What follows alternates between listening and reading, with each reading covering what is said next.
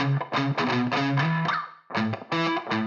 every day in your head for free. You can tap away, but I will not hear you scream. You can break your keys, spread your toxicity, your world outside reality. In your room, a little hideaway, but you let it through. Enough to go insane, living in the dark hasn't treated you well. You're building your own prison cell. Hate, rage, don't waste it on me. Spite, lies telling you, don't waste it on me. Did I brush you off? Is it your lack of friends? We never met, even if you pretend. Am I in your debt? I don't owe you nothing. Don't say something you'll regret. Hate, rage, don't waste it on me. Spite, lies telling you, don't waste it on me. Hate, rage, don't waste it on me. Spite, lies telling you, don't waste it on me. Rage, don't waste it on me. Spite, lies telling you, don't waste it. I'm telling you, don't waste it. Lies telling you, don't waste it on me.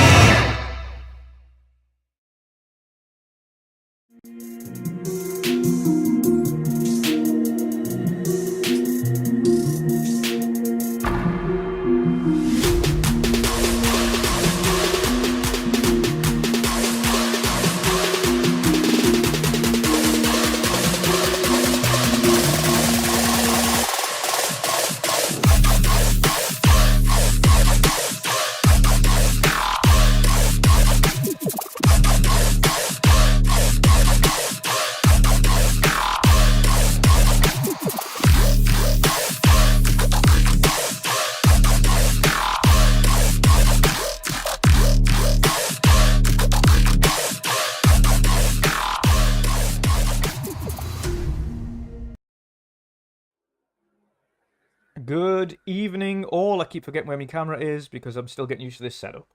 Good evening! The audio should be on, should be all good. Starfield Countdown is on. Welcome to the Midweek Mix-Up Podcast. I'm your host, of course, as always, WandrinDutch, and joined by these awesome gentlemen right here, Xbox Mick and the General C. First of all, we will welcome back temporarily the General C. How are you doing today, sir? What you been up to? Yeah, not too bad. There's a few things going on in my life that I'm sorting out. But back for today. Couldn't resist the Starfield hype, so had to be here today.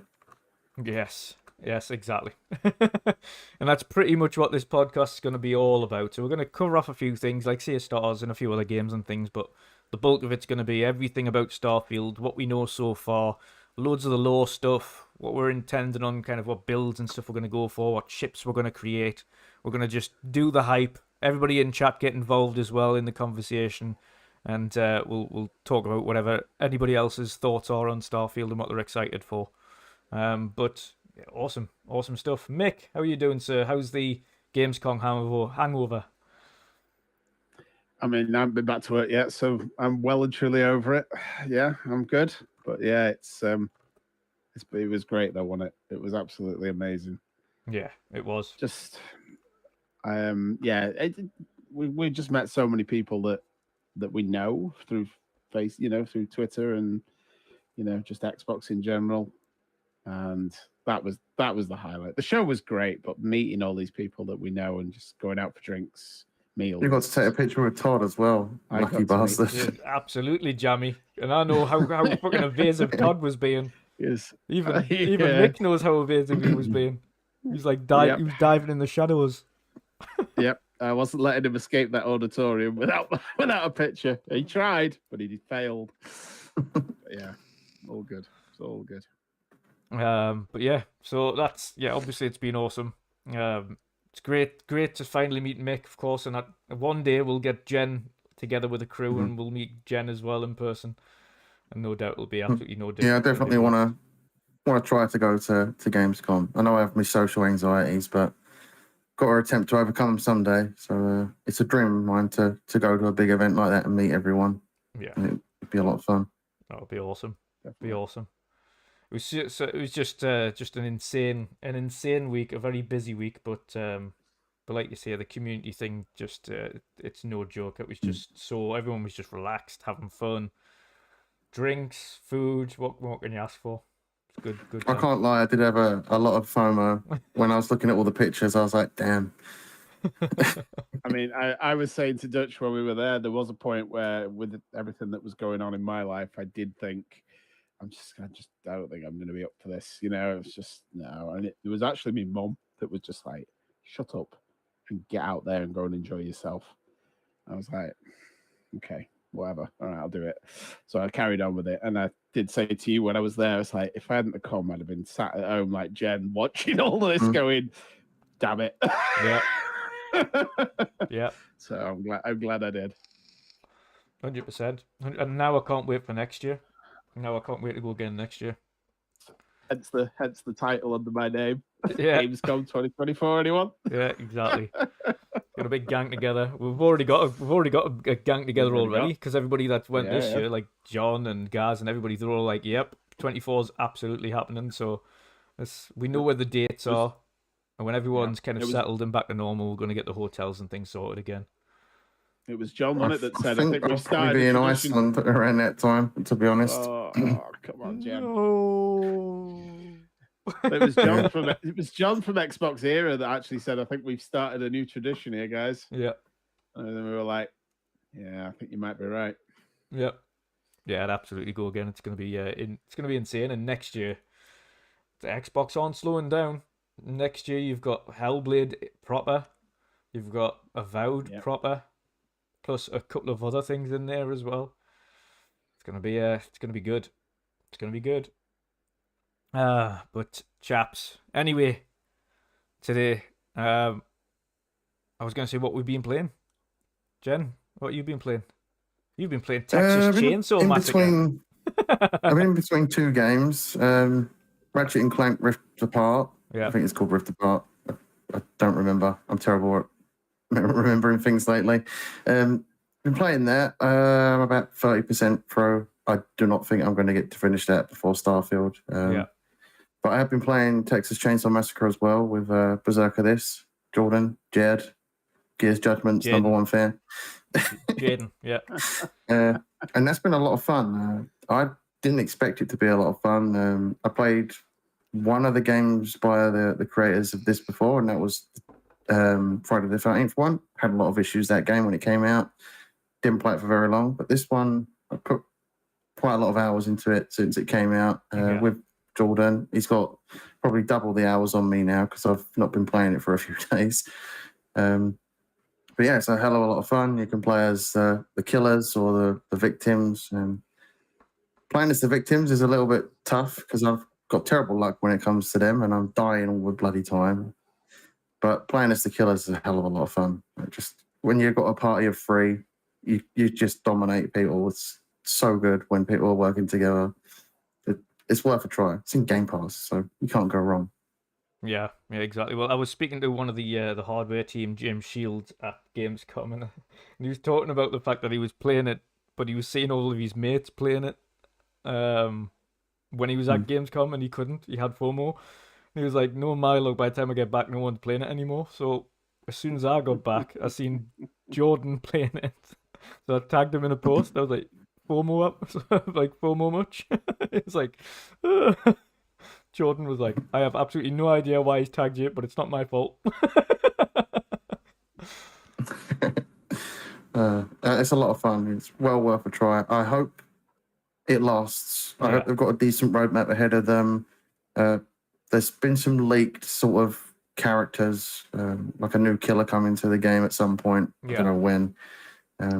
Hopefully they've got a solid roadmap, and it seems to have a lot of potential. But there was a little bit of a rocky start with it. There were some issues, some bugs, some glitches, some performance issues. They've smoothed out since the first day. Still got a few issues. Hopefully they can fix them before getting this content out. And I really hope this game survives. It might not, because there's some big games coming out. One of them's coming out on Friday. We'll be talking about that one momentarily. And then not long after that, you've got Spider-Man. So there's a lot of games coming out that could bury a game like that.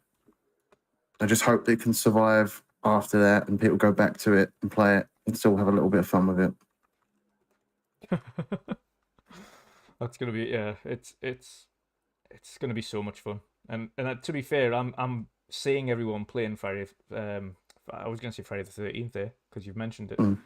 Seeing everyone playing Texas Chainsaw Massacre, and I think, should I jump in? But I'm like, no, because Starfield is you should just there. I will recommend it.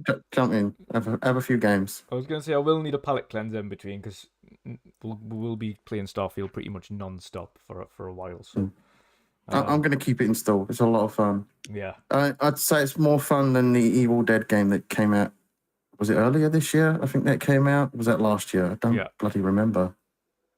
But yeah, it's a lot of fun. A lot of fun. Definitely a good multiplayer party game. If you can get a full party of 7, it'd be a blast.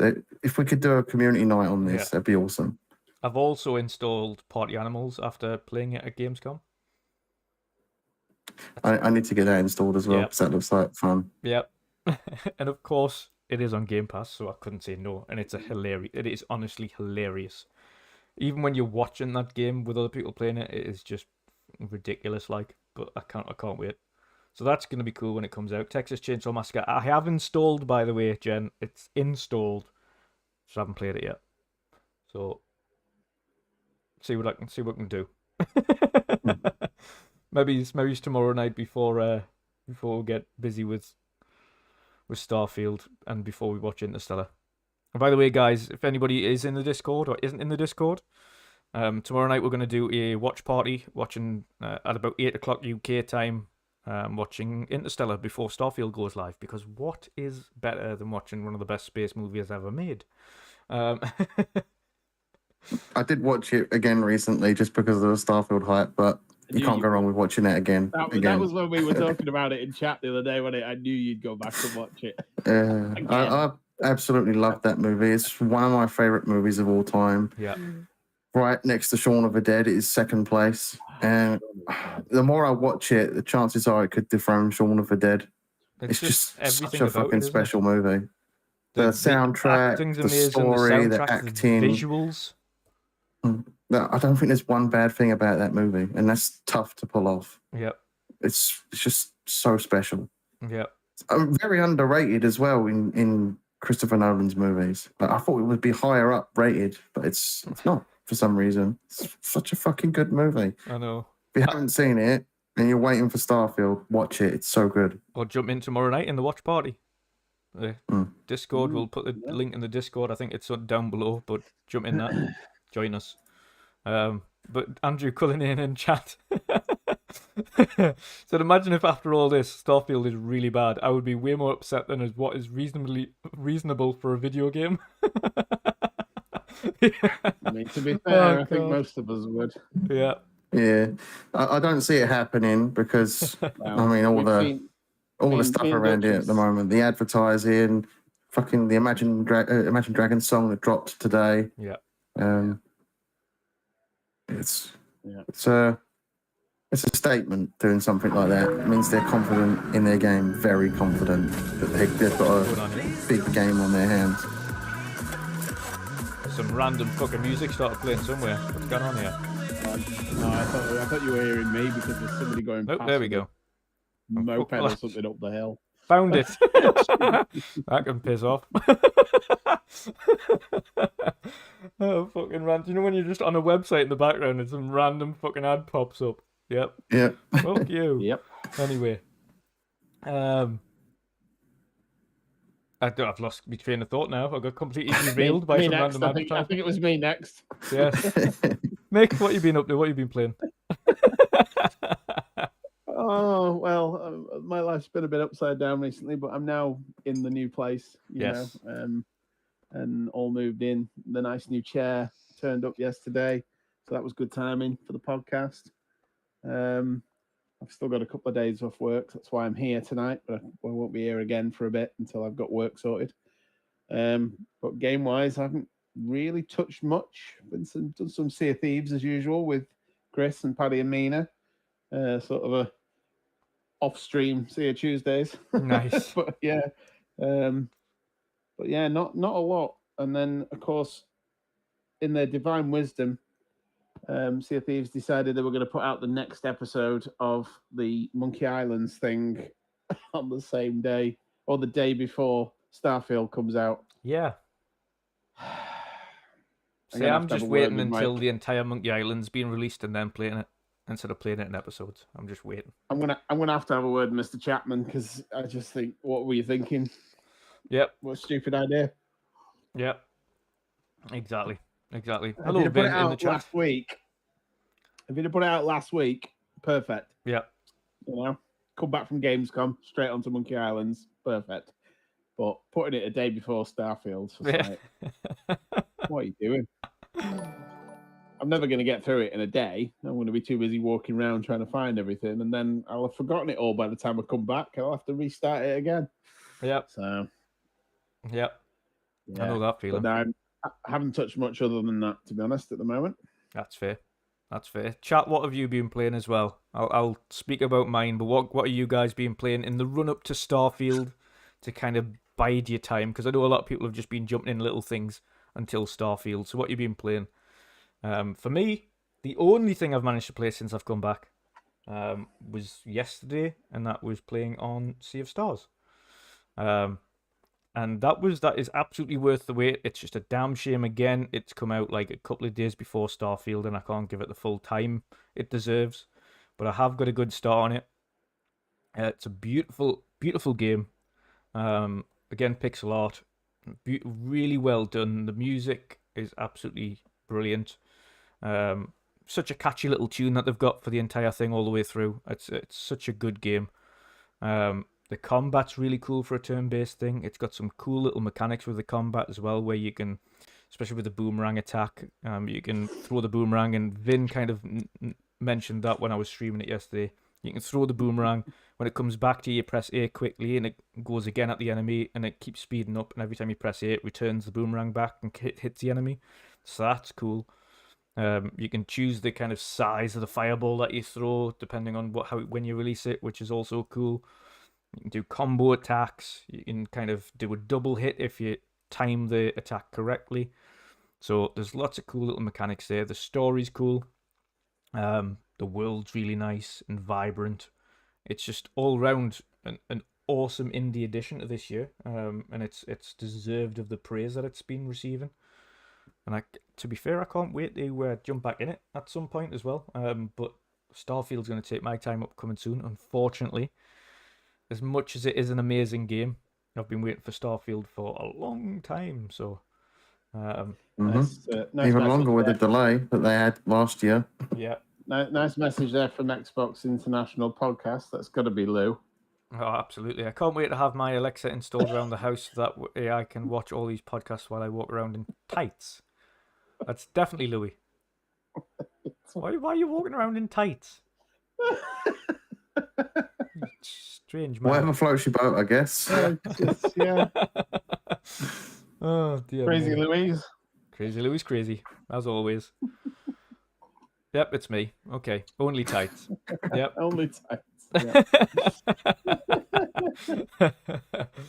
He's cleaning in tights, okay. He's doing the whole, is it Queen?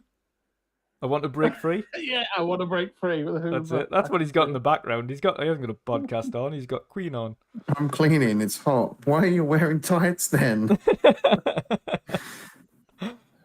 Oh dear me. Anyway, derailed the show I again, wanted to Louis. say naked. Dear That would have me. made more sense for you anyway. But yes, there's been quite a few as well. I was going to jump into, and I might still at some point jump into Everspace just to get a little bit of a spacey game going on before Starfield drops. And I've heard kind of a good couple of things about Everspace as well. So there's a few things lined up, a few things I need to get to. But Sea of Stars is what's kind of bided my time until Starfield. So, and that was only a little bit. Before that, of course, we were at Gamescom playing a bunch of games that aren't released. Seeing a bunch of games that aren't released, and now we're here, and of course, this podcast really is all about Starfield today, or hype around Starfield. The community's hype around Starfield, but other than that, Lady, let's get to what other people have been playing first. Lady Foxfire has been playing Spider-Man on PlayStation 4, Stray Gods on Xbox, and taking a break from PC. Since his partner, since her partner's playing Baldur's Gate 3 every night, so they've hogged the computer, and now Lady's been resigned to the Xbox and the PlayStation. Bless you. I know a few people that are addicted to Baldur's Gate. Hopefully, Starfield will derail that. How do you feel on Baldur's Gate, Jen? Because I know me and Dutch are in the same area with that game. Not bothered. It's tough. It's tough. It's fun, but it's tough. Too tough for my liking. So I bitched out and gave up. Fair enough. I might go back to it at some point. There's a lot to take in with that game. It's kind of overwhelming. Yeah. And I don't think I'm in the right mind space for that kind of game with all that there is to learn. So maybe after I take a break from Starfield in 30 years' time, I'll come back to Baldur's Gate. when they re-release the remaster edition. Yeah, the really remastered, easy version of Baldur's Gate for chumps like me that can't play games.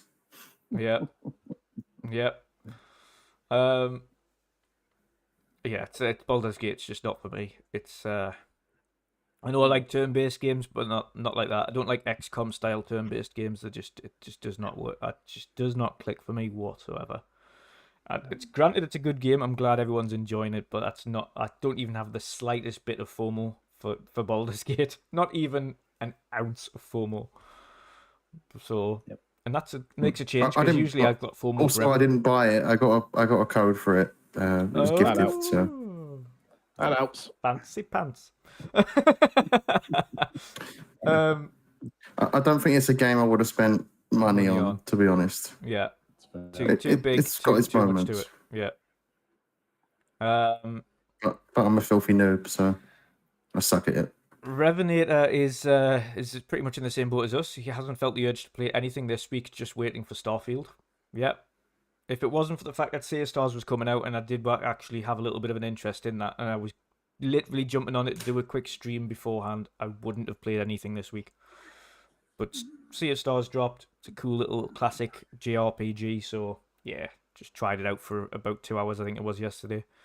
And I'll get back to it in the future when Starfield's, I say, finished. I don't think that's the thing. I don't think Starfield will be finished ever. But never mind. What else we got? Gameslord's been playing Skyrim Anniversary Edition on Survival and Hard. Well over 400 hours into it. Still.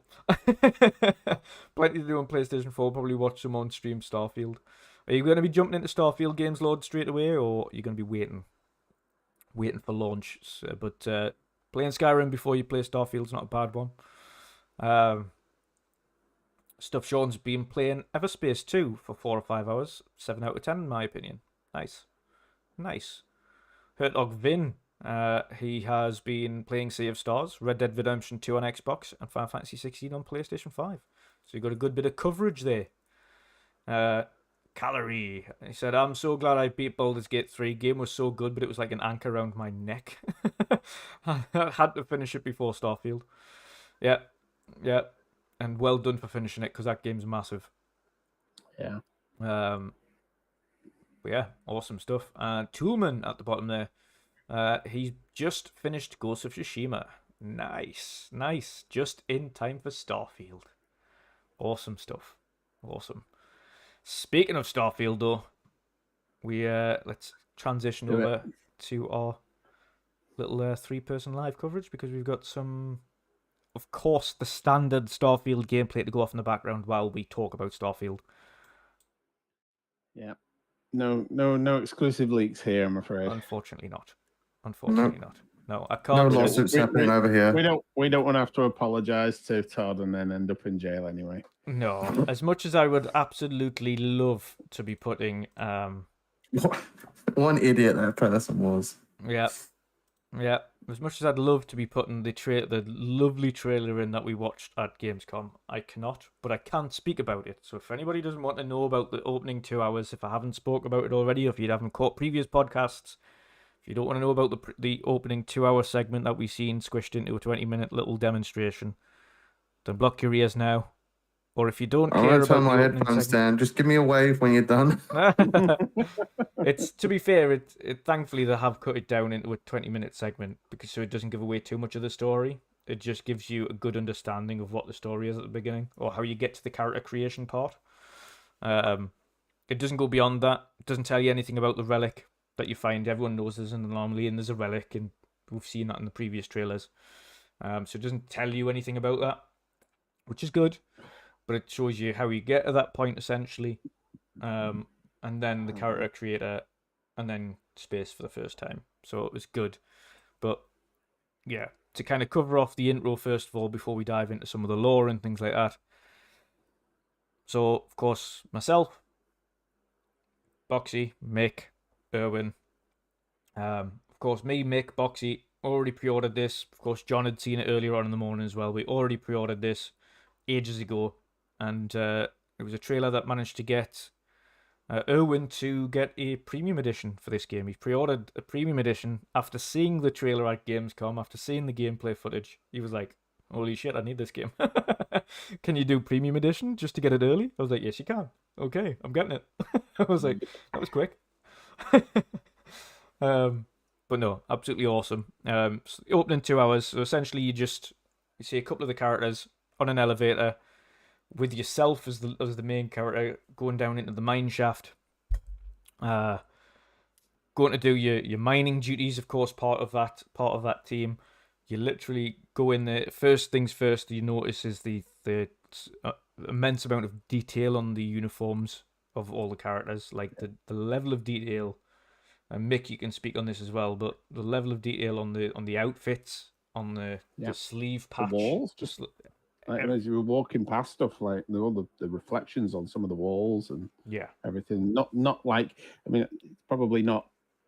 I don't want to say like everyone should be amazed. It's going to be like the best thing ever, because you've got to remember this is a massive Bethesda game, but for a Bethesda game, where you expect very little in the way of super sharp, unless when you see those updates for those mods that you get for like Skyrim, and then you load the game up and you go, wow, this looks so much better than it normally does. Yeah, it's like that, but it's actually Bethesda doing it rather than relying on somebody having to do the big 4K Super HD pack to go with it. Exactly, and it's just like I say, the thing that caught me off guard straight away was just the amount of detail on the outfits that they were all wearing as well. Like that was the first thing I noticed. I was like, holy shit. Like, there's so much detail. Like, every little thread and fibers, like, detailed 3D. Every little ounce of the backpack and the steel kind of tubes and things that are going into the kind of breathing apparatus and things on the back. Like, everything is so hyper detailed. And I think even the trailer that we've got on now doesn't do it justice.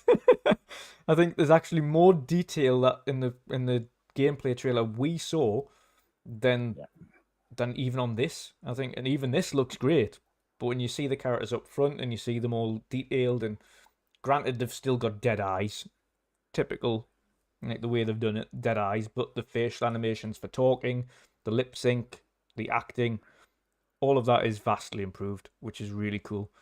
And then you go down into the tunnels for the first time, you get off the elevator, and then the first thing you notice is the amazing light work that they've done.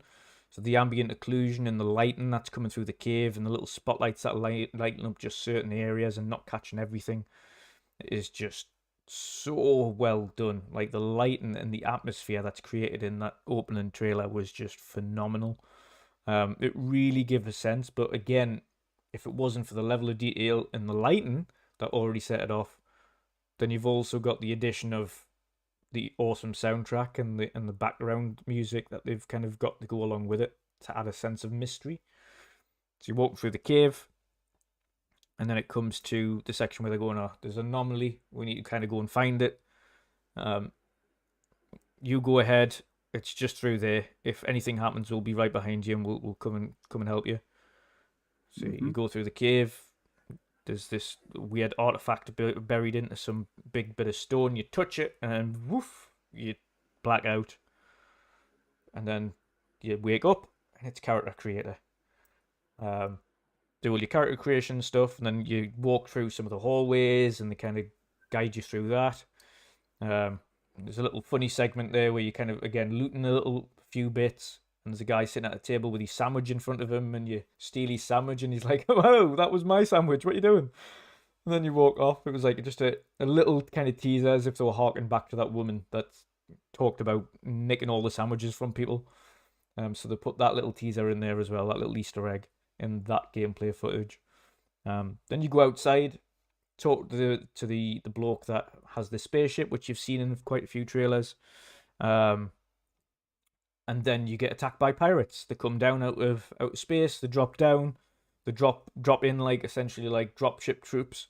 All these guys just drop in. You start having this mini firefight with a pistol. Everyone's getting involved. All the AI are getting involved, shooting people up. Your character shoots one person, and then that's it. And then their ship flies away into space, and then you get to the ship and give chase. You jump into space. Like it's a fraction of a second, jump into space, and then there's the pirate craft. So you get into a little firefight with them. You shoot that down, then you fast travel to the main city, the main place, the capital city, New Atlantis, and then that's essentially where the 20-minute segment ends. So wasn't spoilery. It give you a good glimpse of what the world looks like. A good glimpse of the atmosphere and the detail they've put into it.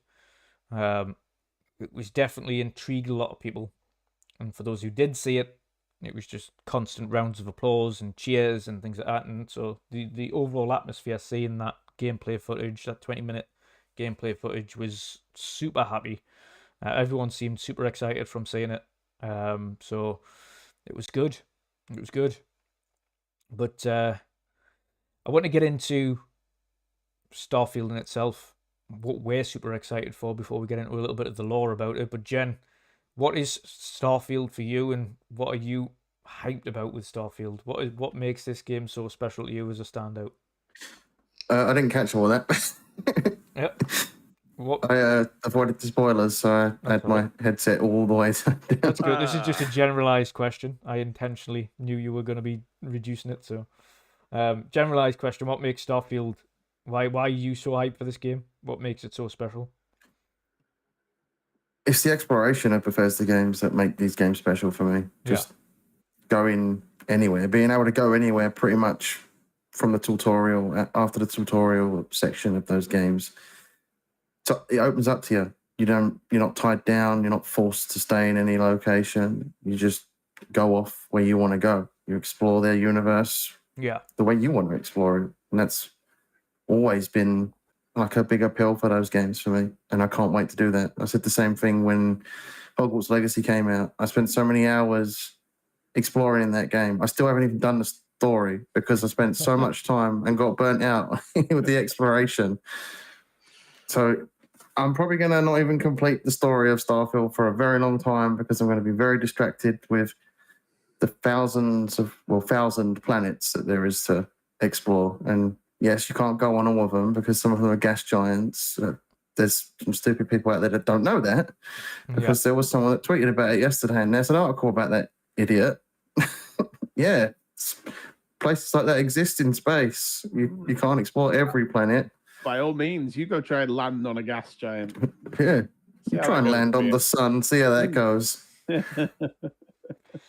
Yeah, I'm just ecstatic to have so many locations to explore. Yeah. Even though we've got to put up with invisible walls, apparently. Yeah. That's been a thing in all of Bethesda's games. It's been a thing in all games ever. Exactly, yeah. Like, you try and go beyond the invisible wall in Fallout. You can't. If you don't want invisible walls in a world you can just keep walking around. Go outside, touch Step outside grass. the front Exactly. door and go for a walk and keep going until you get bored. Yeah, it's social media is crazy. These people And don't do these drugs. people- Yes, don't do drugs. That's These kind of people, the... these people know what they're doing. They're not that stupid. They just like to get the attention. Unfortunately, it's like you say, social media. It's all about the attention. Social media, in a way, is a drug. It's addiction. Oh, yeah, it absolutely is.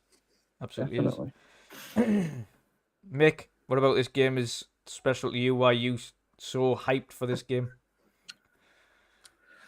Well, I mean, much like Jen, the world, just being able to go and explore.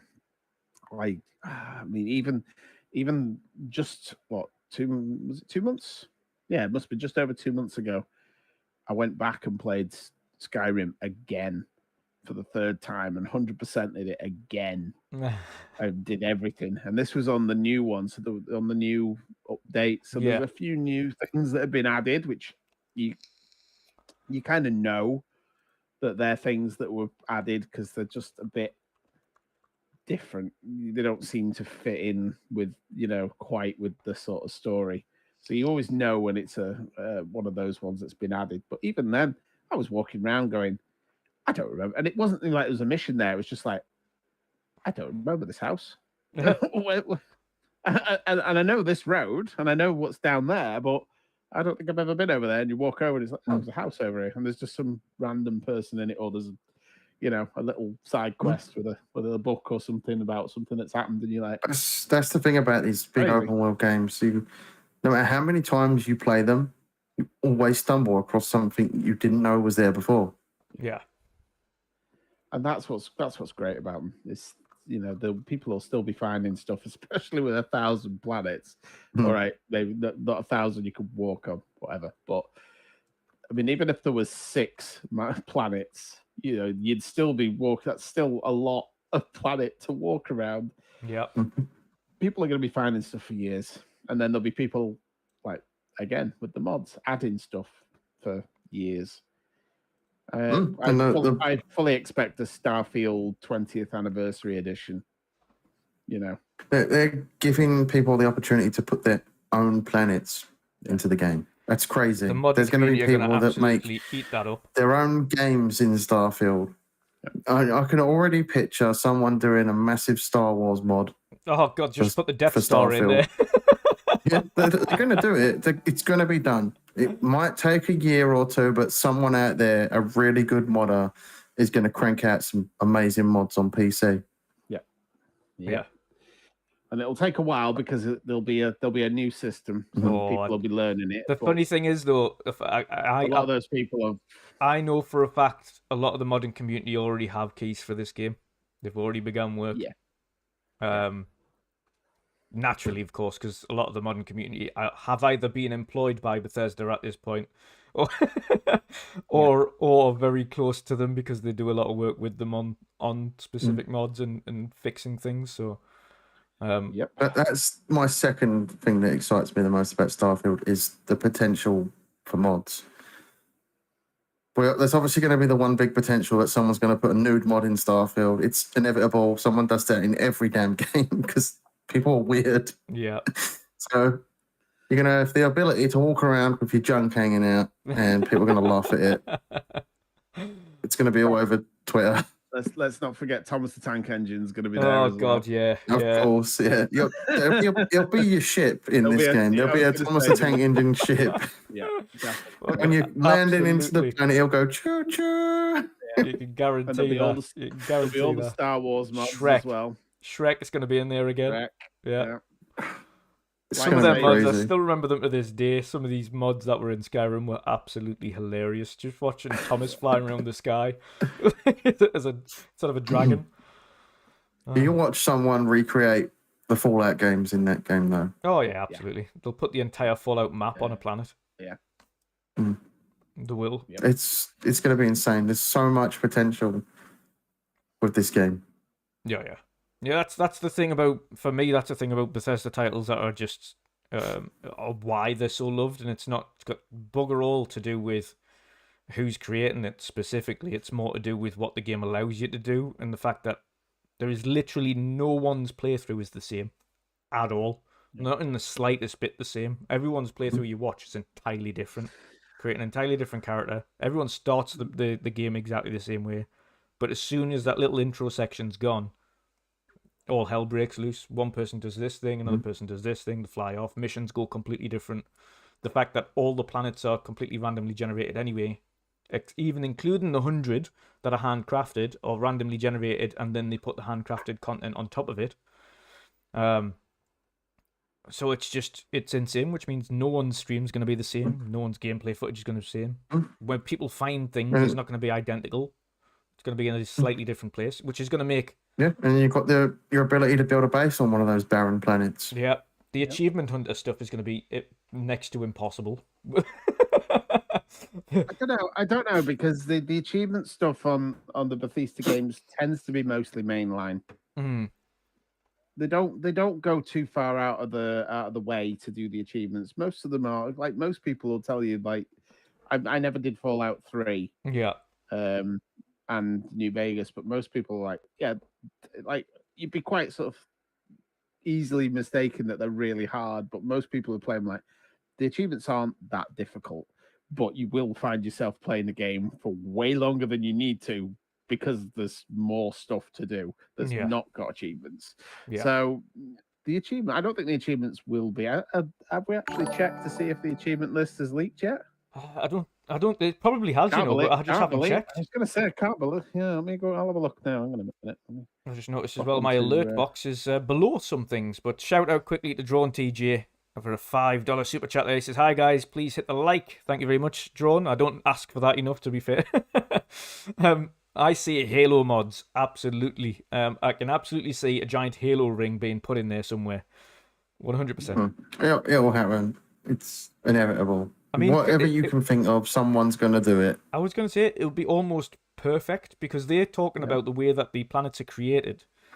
That they're done in plates, so like you can technically land anywhere on a planet, but each one of all of the plates aren't seamless. So you can there's boundaries to each plate, but you can get back up in space. You can select another landing spot, and that landing spot's got its own plate as well. So the kind of each plate has a boundary. So the way that Halo rings are done though is that it's just a full Halo circle. So realistically, you could technically do an entire Halo circle with each section as a plate. So you can kind of cover off quite a distance there and do it. But yeah, I'm looking forward to seeing them. I'm hoping... One thing I super hope for, though, is Bethesda let a vast majority of these PC mods, i.e. additional planets and things like that, get onto the console quickly. And they're not just limited strictly to the PC for a long time. But I know that the console vetting is a lot more stringent than the PC vetting. Like, you can do a lot of stuff on PC modding that they just will not allow on console. Things like the nudity mods and things like that a lot of people put in and stuff like that just does not make its way across naturally. But things eventually like the 4K textures and the unlocked frame rate mods and things like that, which again, I'm expecting that within maybe a month or two of launch, if not quicker, the modding community might have a 60 frames patch already in the mods section on Starfield console. But what I will say is, obviously the they will disable achievements for that. So it depends on how much you want to play that, or whether or not you do a run through without that 60 FPS and then add the mod afterwards. But the possibilities for modding in this game are just next level in comparison to previous Bethesda titles. They were limited to a singular planet previously, and now you've got as many planets as you want, and you can make them. It'd be nice if they didn't turn achievements off for specific mods. I mean, certain mods that... That's what the creator crew section is for. So they heavily vet them, and they're usually charged. Yeah. You know, they usually get, but the actual modder gets the money, not... I think they take a small percentage, but most of the money goes to the modder. So they may do that, but it'll probably be, you know, a paid mod. Yeah. That's been verified and checked to make sure that it doesn't affect achievements. Yeah. Yeah. Quick shout out again to John TJ. He said Starfield has full mod support. It does indeed. It does indeed. They do have the full support of PC. It just gets vetted a little bit more stringently on console. So it's good news, but you'll not see things like naked people and dongs and stuff all over it. That's one thing they'll keep away from console. But everything else should like be fair game. third-party mod websites that handle different mods and all that. Some people only make mods for those third-party websites. Yeah. But I'm super happy that they've opened up and said, listen, you can make planets, you can make stories and quest lines, and you can add all this stuff in separately. So it essentially makes the game almost infinite in its possibilities, especially when you've done your first playthrough and then someone's brought out an entire expansion, because that's what some of these modern crews do. They just bring out entire expansions to the game. We've seen that on Skyrim on PC. People have brought out like an entire like story quest, an entire quest line, like full on DLC for the PC version that is not on any other platform. And it's just it's insane. And that's the kind of stuff I'm looking forward to. As much as I'm looking forward to everything else. Like the modern support on this is just going to go absolutely nuts. It's like literally limitless possibilities. It's going to be unbelievable. If by any chance a modder hears this, please make the Mandalorian in this. Yes. Yeah. Speaking of which, guys, lightsabers. and chat, we'll get to ships because shipbuilding's literally on screen as we speak. What are we going for? Jen, what are you making? What's your ship? It's got to be the Razor Crest from the Mandalorian. I'm going to try and make it as close as I can. Yeah. Is that the main one? Any other ships you're going to try and replicate? That's probably going to be my main one. Might give a go at trying to make some ships from Halo, some of the frigates, possibly even the Pelican. Yeah. Yeah. Just trying to think what other ships I'd make. I think from good old sci-fi films, there's so many. The Firefly from the series Firefly. It's just so many out there.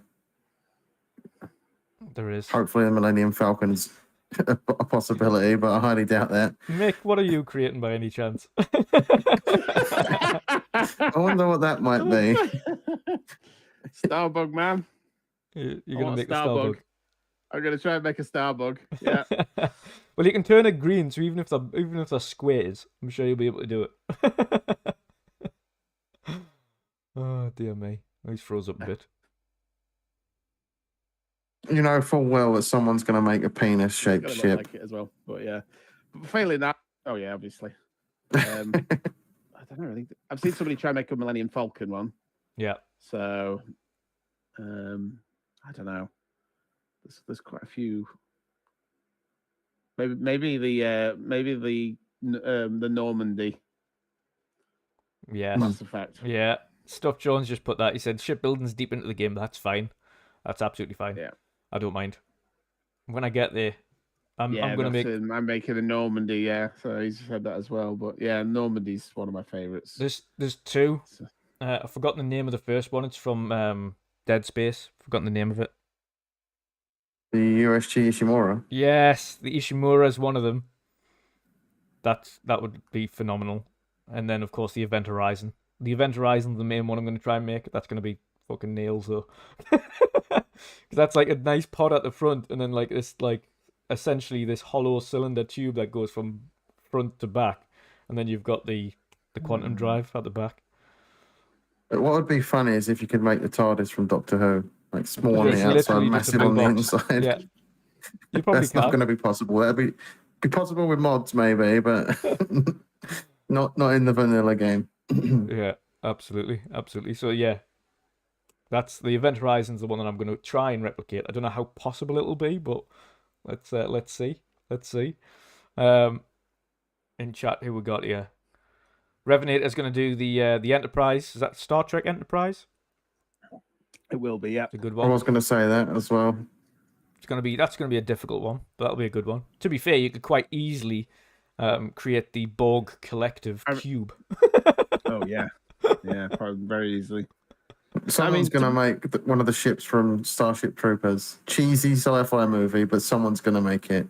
Yeah, they had good ships in there, though. To be fair, Yeah. It's one of my favorite movies, Starship Troopers. As much as it is cheesy, it's brilliant. I can't see the Enterprise, especially one of the older Enterprises, being that hard. They were fairly straightforward. I know the newer ones are much more curved and, and shaped, but I think the old ones that are just sort of the cylinder with the bit down, the bulk engine, and two sticks with the engines on. Yeah. It's going to be interesting to watch all that. That's going to be one of the best parts of this, definitely, seeing all these designs. Oh, it's going to be mad. Twitter's going to be full of absolutely ridiculous penis-shaped ships. I might try and make an Alpha Flyer as well from Star Trek. The shuttle. Yeah. From Voyager. Cullen Prime's going to make the space battleship Yamato, sorry. Somebody there going to make the John TJ is going to be the UNSC Infinity. Yeah, the Infinity. So that might be quite doable, actually. Yeah. Stuff Sean's going to make the Titanic. Oh dear God. Delta Flyer. Sorry, yeah, Delta Flyer, not Alpha Flyer. Yeah. Dear me. But I'm going to get back into a little bit of the lore again here before we kind of dive into what kind of perks and things we're going to go for characters or what we're going to go for on that front. But just going to give everybody a little bit of a heads up here. It says, it is the year 2330. Humanity has left Earth behind, spread among the stars, colonizing a small pocket of the galaxy known as the Settled Systems. However, the pioneering spirit that drove the initial diaspora has long since faded, and exploration efforts beyond known space have dwindled. When the player stumbles across an alien artifact and experiences a vision, they cross paths with Constellation, the last group of space explorers who are endeavoring to solve the greatest mystery of all. What is out there? So, of course, let's go into it here. That is essentially what we saw Mick in that little 20-minute segment, was finding the artifact for the first time. Then meeting Constellation for the first time, and then it ended there. What were your overall feelings coming out of that cinema and seeing that opening segment? Did that get you even more hyped? Was that something that really drove it up? Yeah, I think this will be the new meme. I think it'll be. There's bound to be. I mean, we didn't see all of it. It was quite shortened down to sort of give us some surprises when we get to start the game up, but. We got the gist of the story and what was going on, and there's going to be, I think, you're finally awake, kind of. It's going to be another meme-worthy section of a game that's going to probably live for many, many years. And it just, it really, we were all just sat there watching it, going, "Can I just play it now, please? Just." Please, could just play it now. Ah, man. Yeah, super excited. I'll be picking up my Constellation watch on Friday. I'm all in. Got the headset there, controller there. It's all systems go. I'm just slightly jealous that you've got the Constellation edition. A lot of the people in the US have received them today. I've just seen Booms put up a video. He got his today. Wow. Slightly jealous. but I just can't justify paying 300 quid for a... I'm not jealous at all.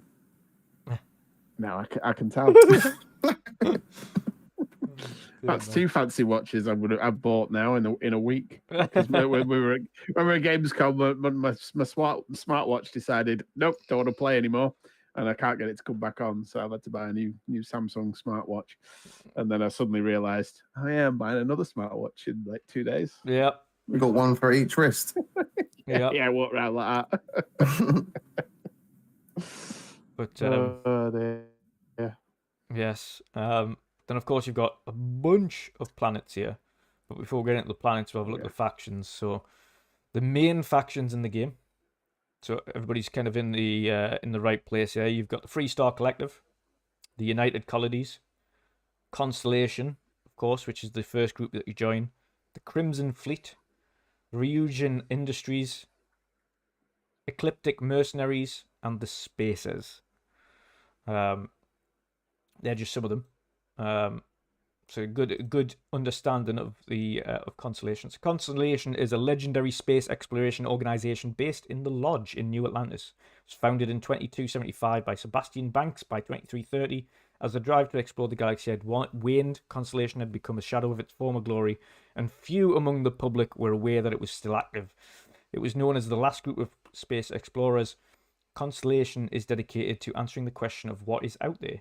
In 2310, Constellation obtained an alien artifact, which was stored in the organization's archives. Barrett uncovered the artifact in 2326 and recognized it was something special. The quest to find more artifacts and investigate their origins became the group's new focus. By 2328, Barrett convinced Constellation to purchase the Star Stallion L868 and modify it into a deep space scanner known as the Eye.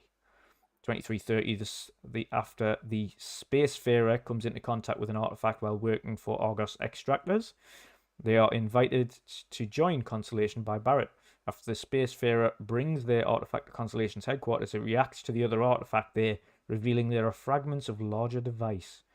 Constellation leader Sarah Morgan enlists the Spacefarer's aid in locating more artifacts to find out what the reassembled device does. And of course, if you didn't know, you are the Spacefarer. So that's what you are there. Outside of that, of course, you've got one of the other ones, the pirates, should we know, as the Crimson Fleet, which are one of the key ones. You see them come down in the trailer and start a fight. The Crimson Fleet is not a single organized entity, but a loose confederation of individual pirate captains, all organized under the same banner for years. The Crimson Fleet was considered a localized problem for the Freestar Collective, but in 2330 the pirates expanded far beyond the Crick system and established new footholds in Sagan, Cheyenne, Lunara, and Nerian, and caused the United Colonies to officially recognize the Crimson Fleet as a growing threat and commit to eliminating it. Members of the Crimson Fleet can be identified by the use of their Jolly Roger, which was adopted as its emblem. Members can also never leave. Guess who I'm joining? The Crimson Fleet. Members can also never leave once they have joined. Death is the only way out. It's the pirates' way. It's the part of the pirate code. Pirate's life for me. Oh, God. Next one. The Ecliptic Mercenaries. Not much on that, actually. Yet to really find out what the Ecliptic Mercenaries are all about. It just says the Ecliptic Mercenaries employ both ground soldiers and ships. But no background on them so far, which is good. It means you can kind of learn as you go. Freestar Collective are one of the bigger ones, though. Freestar Collective was established in 2189. Okay, now, come on. Keep moving about. 1 year after Solomon Coe, the founder of Aquila City, invited Viola System to form an alliance with the Cheyenne System. In 2194, the Nerian System voted to join the Freestar Collective after the United Colonies placed the Clinic Star Station above the planet Deepala and refused to remove it, which was seen as a prelude to annexation. The Freestar Collective mobilized to protect Narian in 2195. The UC escalated by sending a fleet of Narian in 2196. The Freestar responded by sending a fleet of its own, which instigated the Narian War.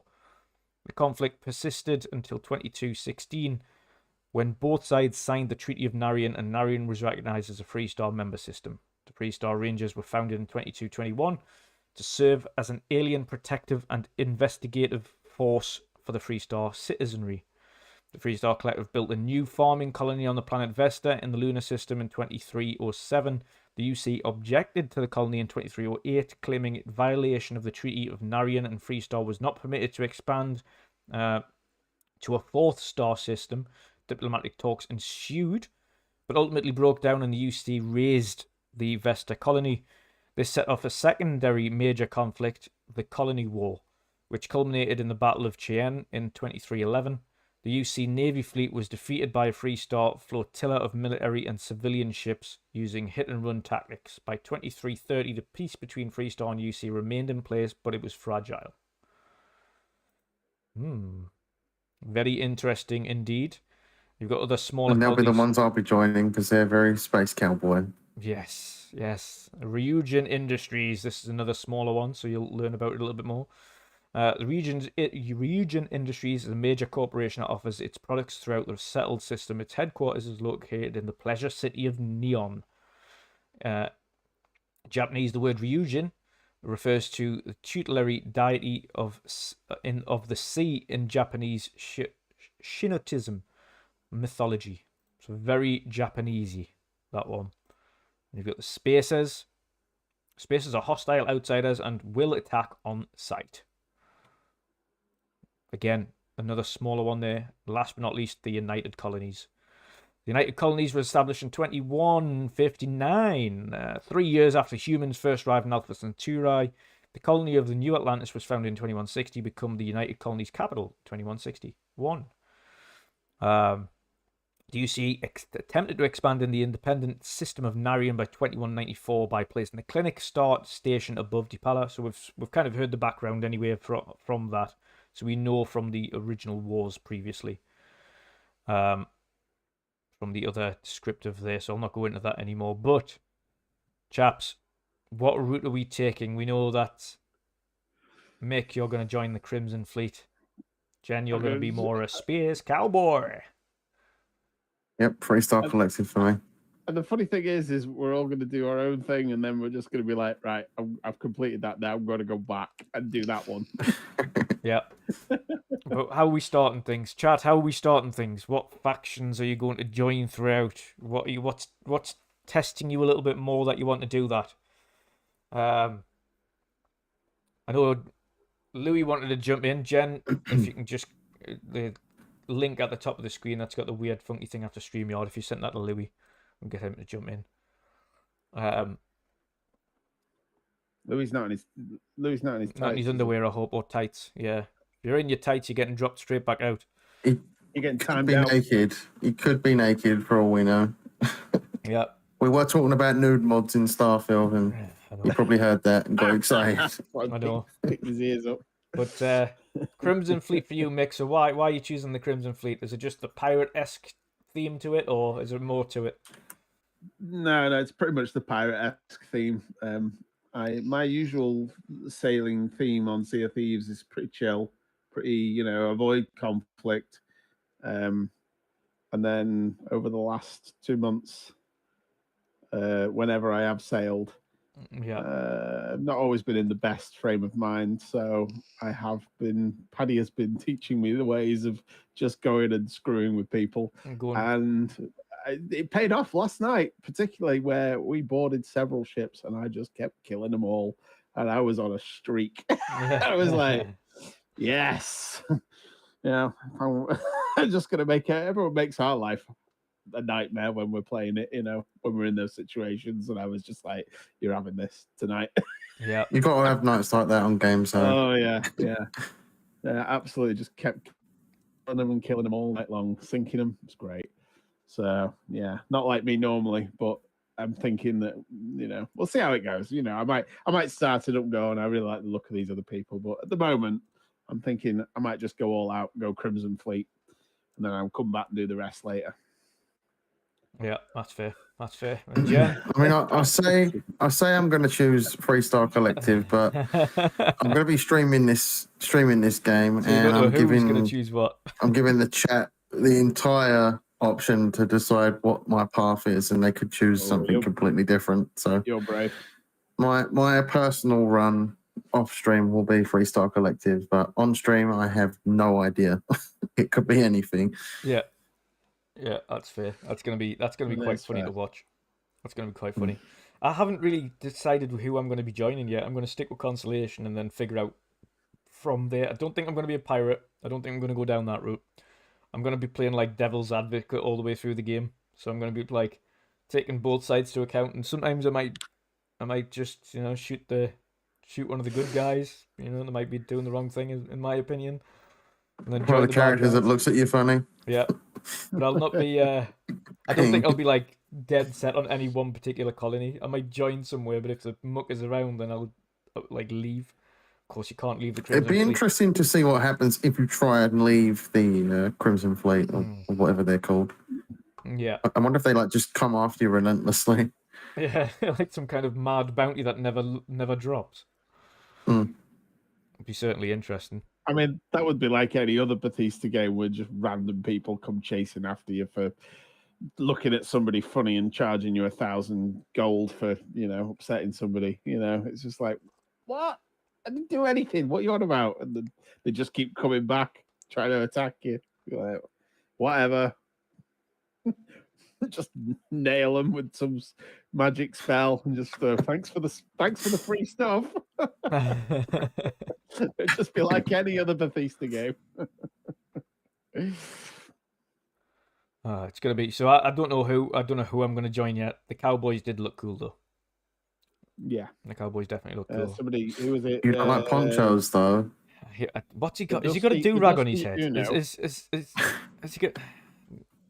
I The- can the see dusty Louis Uno, here, and I can see a do rag on his head, and you can hear Oh, here we me. go. We can't hear him. I might drag him in a minute.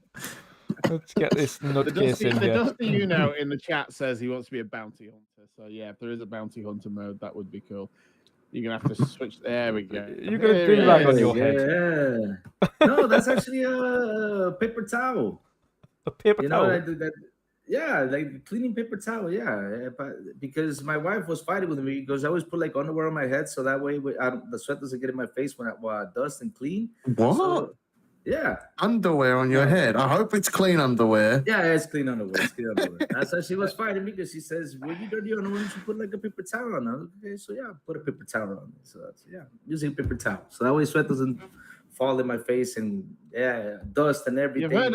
You've heard of sweatbands, right? Just a Sweat- band that you put around your head that stops the sweat. Huh. I totally forgot about those. Yeah, they've only been around since about the 1980s. So it's quite new. Oh, let me order some then right now on Amazon. I hope they're not that expensive though. He's got, and Oh, you know good he's going to Lord. order the most fluorescent pink and yellow ones. Oh, that of you get. course, That's right, Like he a is. Benny Benassi video. Yeah. Yeah, of course, man, of course. I gotta order the most fluorescent, most pretty ones. So what's up, guys? How y'all doing? Man, it was All the better awesome. for seeing you. What? All the better for seeing you, mate. My baphacy. What's baphacy? What's that meaning to that? What? Said we're all the better for seeing you. Oh, for seeing me? Oh, okay. Yeah. Oh man, I'm happy to see you guys. It's been a while since I sat here with y'all and talked a bit. It's been a long time. I mean, ever since marriage and all this movie and insane Yes. stuff, I haven't sat down with y'all and chatted a bit. Yes, Yeah. it's been a while. It's been a while. Just realised that the thing Louis got written under his name, we are men in tights. Tights. Yes. You might be in tights, but we ain't. No. What's wrong? What's wrong with wearing tights though? I mean, it's comfortable, especially for cleaning. It feels good. You said you were sweating. I don't think tights are going to help. Oh, Tried to make it a bit more Okay. warm. it is. Huh. I don't know, Well- because you got to admit, I've got to, not that I would, but I got to admit, when you see people doing workouts, they are wearing like lycra sort of tight stuff.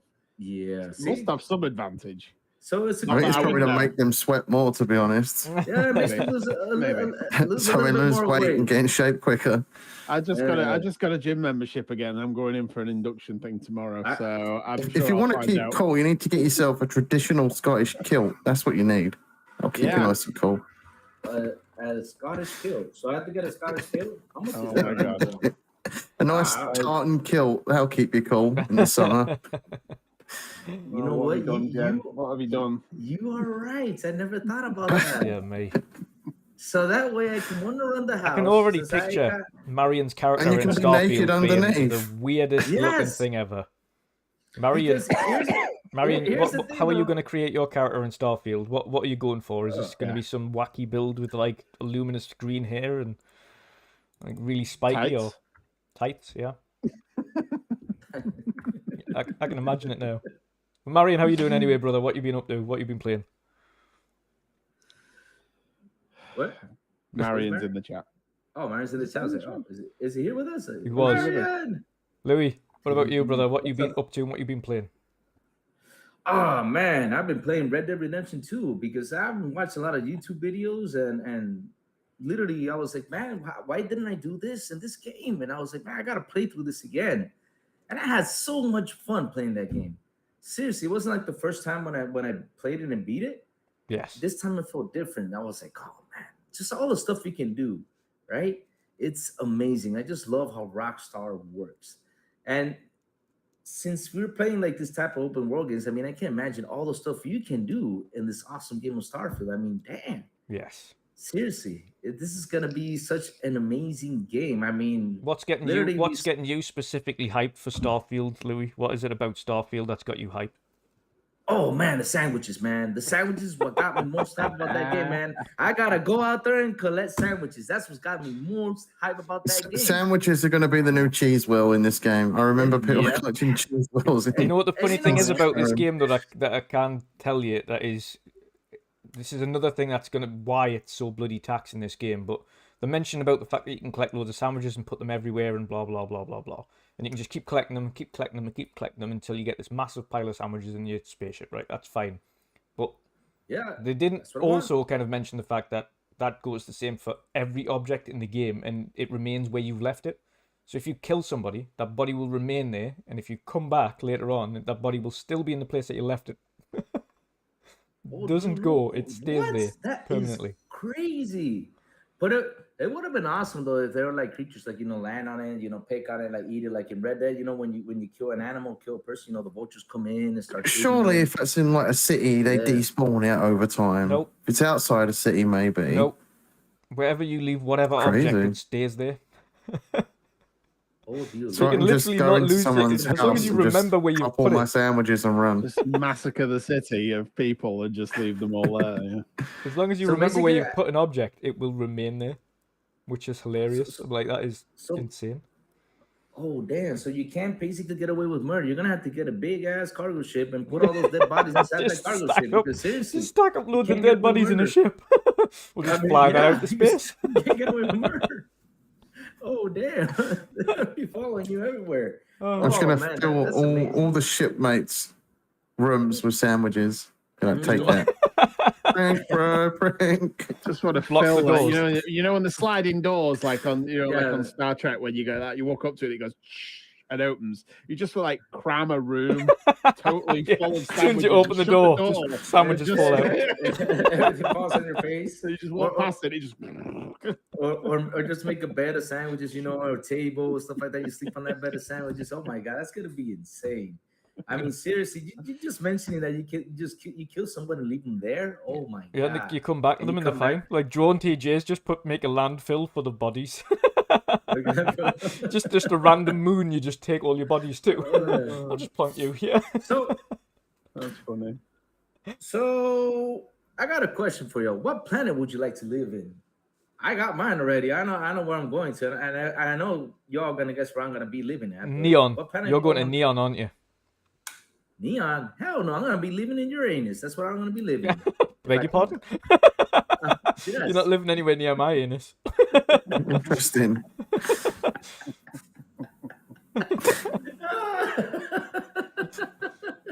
Pause. Oh my God. Pause.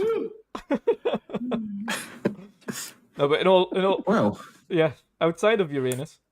Yeah, but see, Hopefully. in all seriousness, there is a lot of awesome and funky planets. Neon's the one where it's all about nightlife and drugs and things like that. This mad hallucinogenic drug tip. Yeah. Did you not know that about Neon? this mad hallucinogenic drug that they produce on Neon, and it's all about the nightlife and things like that. So that's what That's cool. Neon's all about, and it's a city. It's an underwater city essentially, but it's got this massive platform in the sea that you can go to. That looks like a really funky place to visit. Of course, then you've got the capital, and many other mad planets. But which ones really intrigue you from the planets they've announced? At least some of the handcrafted ones. Which ones are the ones that you're looking forward to visiting?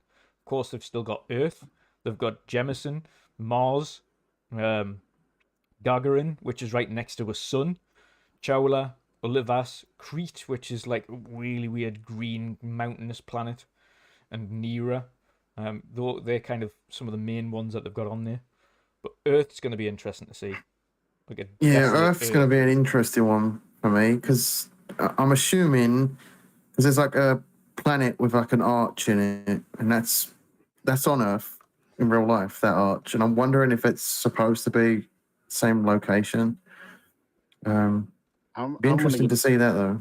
I'm gonna give a shout out to Chris Stipe, who we play with on Sea Tuesdays. Yeah. He said, "What if Fallout is the Earth?" Yep. Hmm. It's a good shout. So the whole world of Fallout that is Fallout, you know, in the game and the lore of everything is what Earth is in the game. Just a 'Cause it could be desolate interesting. nuked land. Yeah. Nuked land with the Fallout, the that's the one. vaults and things, all that sort of stuff on there, and it's a continuation of the lore outside of Fallout. That'd be insane if That's they the did one. that. Stuff Sean said. St. Louis is where the arch is. That weird arch thing.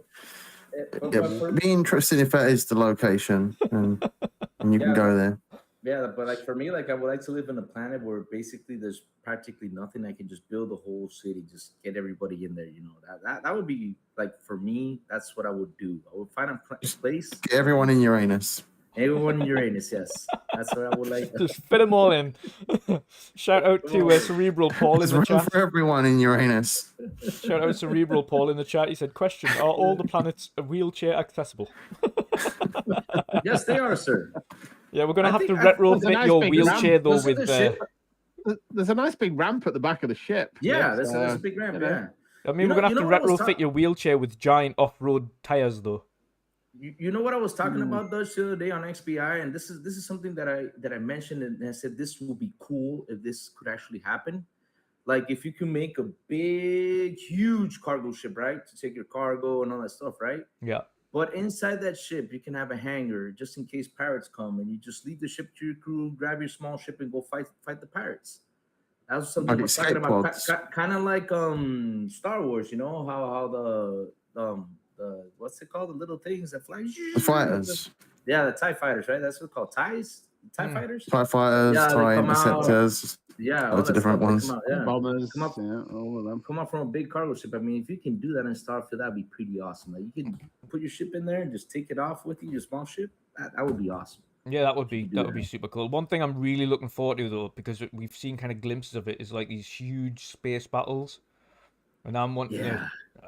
That's one thing I'm really hoping to get involved in, where everything's just going absolutely nuts, and there's just like this massive collective of firefight going on in space. I wonder if that's random or whether or not it's part of a storyline or what it is, but I hope it's a mixture of both. I hope you just come across these like two colonies going absolutely off it against each other in space with a massive battles and things like that. So it's intriguing, really intriguing. Yep. Louis, I need to ask you another question Yep. that I've already asked these gents. What Go ahead. spaceship are you going to build? Oh man. If I could make the Eagle 5 from Spaceballs and have a crewmate named Barf, I'll be super happy. I forgot That'll about be my Spaceballs. spaceship. That's a good one. Yeah, somebody else shouted that out before in the chat, and I forgot to Yeah. mention it. Spaceballs. Heck yeah, I want Spaceballs. And my ship is gonna be Spaceball 1, so that way I can travel in ludicrous speed all the time. Escape in ludicrous speed. Seriously. Heck yeah. I mean, that's what I would want. That's the type of Honestly, that's the type thought you was going to say you're going to build a penis ship so you can land in Uranus. of- Oh, you know that's a good one too. You can make the Dr. Evil spaceship. Yeah. Seriously. You can do This, that. this podcast took a weird turn at one point. I can't quite remember, can't quite pinpoint when it was, but It was when Crazy Louis brought up Uranus, and it's just been there on my mind ever since. Yeah, like I yeah, fly home to Uranus. wouldn't have to fly far. Cerebral Paul down just put south. in any planet with a Taco Bell is now a gas giant by the time I'm done. And he wants to go play it. Okay, we'll let you go play it. Just played your ship out completely. Oh, man. Um, That was funny how they got mentioned yesterday. You cannot land in a gas planet. I was like, what? Did you play the game already? How do you know you can't land in a gas planet? I was like, okay, cool. I was okay. But, I mean, you can't land in a gas planet because it's made of gas, isn't it? You know what I mean? So it's fairly obvious. Yep. It's just But- entirely made of gas. Yep. John TJ with a Exactly. $5 super chat here says, Crazy Louie, make a ship that looks like you. Well, I'm going to make the UNSC Infinity. make a spaceship that looks like me. Yep. Everybody's gonna run away if I make a spaceship that looks like me, man. Nobody want to get close to me. We're like, who's this crazy fella? You know, I would look kind of weird. Oh, it'd be one ugly ass ship too. But either way, though. Are you going to make your character look like you, or are you going to make your character look like someone else? How are you going to do this? I'm gonna make my character look like Henry Cavill. Like Henry Cavill. So The Witcher Yes, in like Starfield. The Witcher, yeah, Starfield, yeah. That's how I make it look. Yeah, like Henry Cavill, handsome man. Yep, all big and buffy. Because if I make it look like me, man, I'm gonna be picked on all the way, flying all over the place. Pirates are gonna be chasing after me. Like, look at this fat guy. Let me go get him. They won't pity me. They're gonna come get me. I love how we've got a little mini countdown going on in chat here. We had 29 hours before, now we're on 28.5 hours. Yeah. Thank you, Cerebral Paul, for the countdown. And I'm sorry to say, chaps, but we can't do a 28.5 hour podcast. As much as I'd No. love to. No, I wouldn't. You did it once though, Dutch. Remember, like it was like 2 years ago. It was like a 24-hour 24-hour charity stream. Yeah. Yeah, it almost lasted 28 though. 28. Yeah, it was quite long. It was very long. Quite long, man. Yeah. Very long, but yeah, no. 28 hours. Oh my god, waiting for that game to come out. We won't have energy to play it. We gotta sleep. You gotta sleep until it releases. Once that releases, that's the day nobody's not gonna sleep. Everybody's just gonna be on there. I just imagine Twitter how it's gonna be. Everybody taking pictures, uploading pictures, showing videos. It's gonna be crazy. There's going to be people showing the game on Twitter all day, and there's going to be people complaining about people showing their game off on Twitter all day. And we know what particular fan base that's going to be. Yeah. I got a question to you guys who went to Gamescom. I want to know how much is I can't imagine how big is the hype level for this game. I Massive. mean, how big is it? Massive. That's like Like when in you talk Gamescom about game- specifically, I can tell you from Gamescom, every time, literally any time you were in the hall with the Xbox booth, you didn't even have to be at the front of the hall, anywhere near the Xbox booth. As soon as you walked in, you knew when a Starfield presentation was starting. Because everyone was clapping and rowdy, and then when you knew when it was finishing, because it was applause and shouting and clapping, and that was every 30 minutes there would be a new bunch go in and see that, and it was another hype. It was so bad, in fact, that IGN, who had a glass booth doing their live show, complained that it was too loud and asked Xbox if they could turn it down. So Xbox said no and turned it up. Oh, poor IGN. Yeah, they turned the volume up instead. Turn So- that bloody music down. Yeah. What they should have done is join the hype and be excited with the game too. Like, yeah, I'm with you. Yeah, there's something, but dang, that's kind of It was mega hyped. It was like literally that, or every day that we were there, you knew when Starfield presentation was starting because you could just hear it. You could hear the crowd. So yeah, the hype around Starfield, specifically for the general public and those that aren't like stuck on Twitter, is massive. It's huge. Yeah. I don't blame them either. Yeah. It's a big, outside of kind of the noise that you get on here, everyone's just seen it as, yeah, I absolutely loved Skyrim. I played that thing to death. I can't wait for Starfield because it's Skyrim in space. Yeah, that's what I called it too, Skyrim in space. But here's something that I'm kind of confused. Can you land anywhere on the planet, or you can only land in specific areas of the planet? Yes, you can land Because anywhere on the planet. What it does is it generates what they've done the planets as plates, so which is why it has boundaries, because they don't want to generate the entire planet, because that would take up too many resources. So when you select a place on that planet to land, then it generates that section. So then it goes, okay, boof, populate that oh, section. Then you've got little boundaries for that section, but of course they're still very large. Um, and again, oh, each that's why they were. yeah, and Oh, each sorry. world is still like each world still has like this the sizing of the likes of Skyrim that you go on, so it's still a very large place to explore on each planet. But you can select individual places on the planet and land there. It just generates sections in at a time instead of okay, you can walk the entire planet. And to be fair, the vast majority of people won't want or need to walk the entire planet because that would take forever.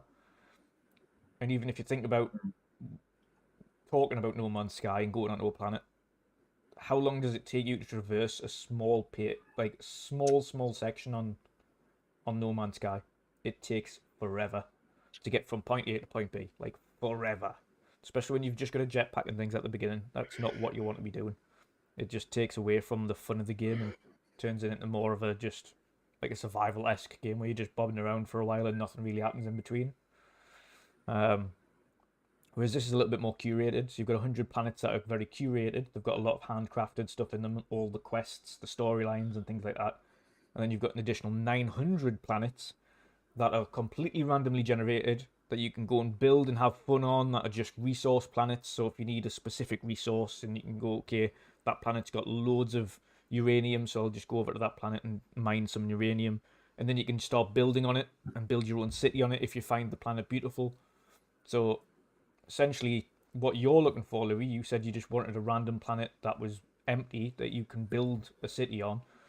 You can essentially choose what planet that is out of the 1,000 that's there and just build away if you really want to. You can find one that's resource heavy. So you've got, so okay, this one's got loads of iron, this one's got loads of uranium and loads of this and loads of that. So this has got loads of materials, so I can just craft and build a huge base here. So you can do that if you want. That's awesome. That's awesome. I mean, it's amazing that every time I sit down and just hear more and more and more about this game, I mean, wow, just really it leaves like it wants you. It leaves you with a mouth open. Like, damn, how like how can they create a game with such with like this big, into a console or Yeah. into a PC? It's crazy. It's crazy, and that you can go to planets, land, grab resources, and like you were saying, okay, there is a supposedly invisible wall, okay, but like you said, who the hell is going to be running up to that invisible wall? I mean, that's just insane, and not and as I mentioned before.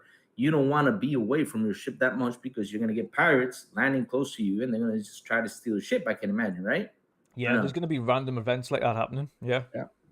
Yeah. Yeah. So basically, no matter what, I mean, you can have your ship there, you can have a crew, but at the end of the day, if you go very far away, you're gonna get your ship stolen. You don't want that. Yeah.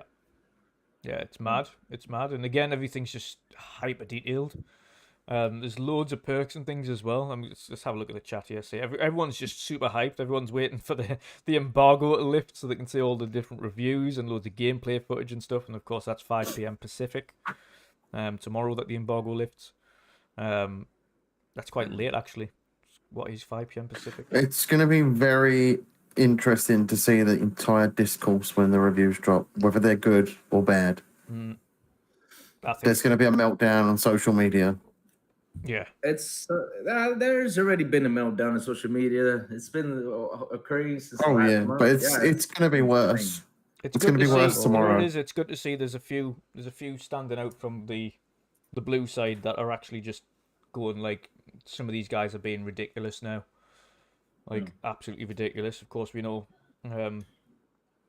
Landing on a gas planet. Yeah. we know quite a few of them that have called out their idiocy, and it's just weird It's to gonna see them know. acting like this over a game. Just like be excited. Like if you're meant to be a gamer, if you're meant to be excited for games, then you should be excited for games regardless of where they are. Like I'm not If going to tell. you're a gamer, you're also not on social media all day. playing your games. Yeah. Yep. Exactly.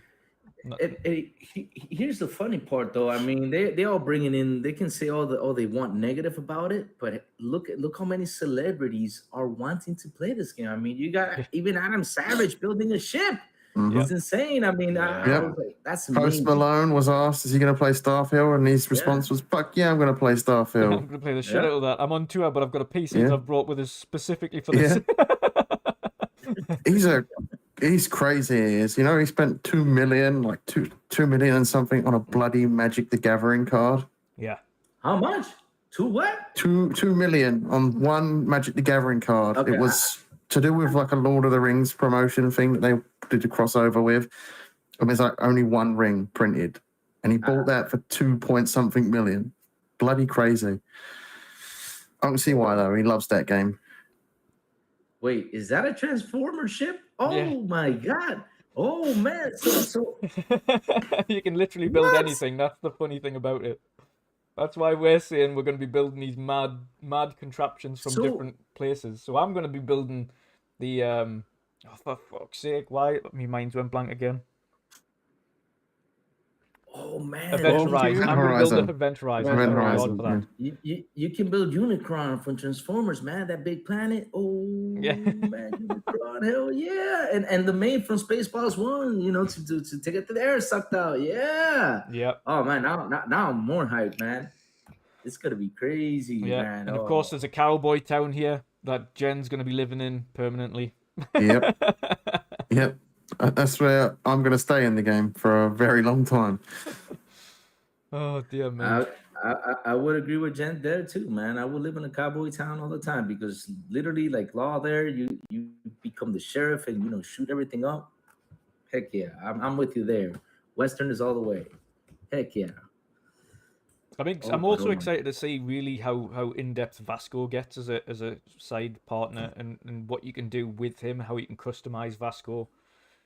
Obviously, he's got machine guns on, which is really effective. But I want to know just exactly what you can do with Vasco to upgrade him and what abilities he has, because he looks like a really competent partner.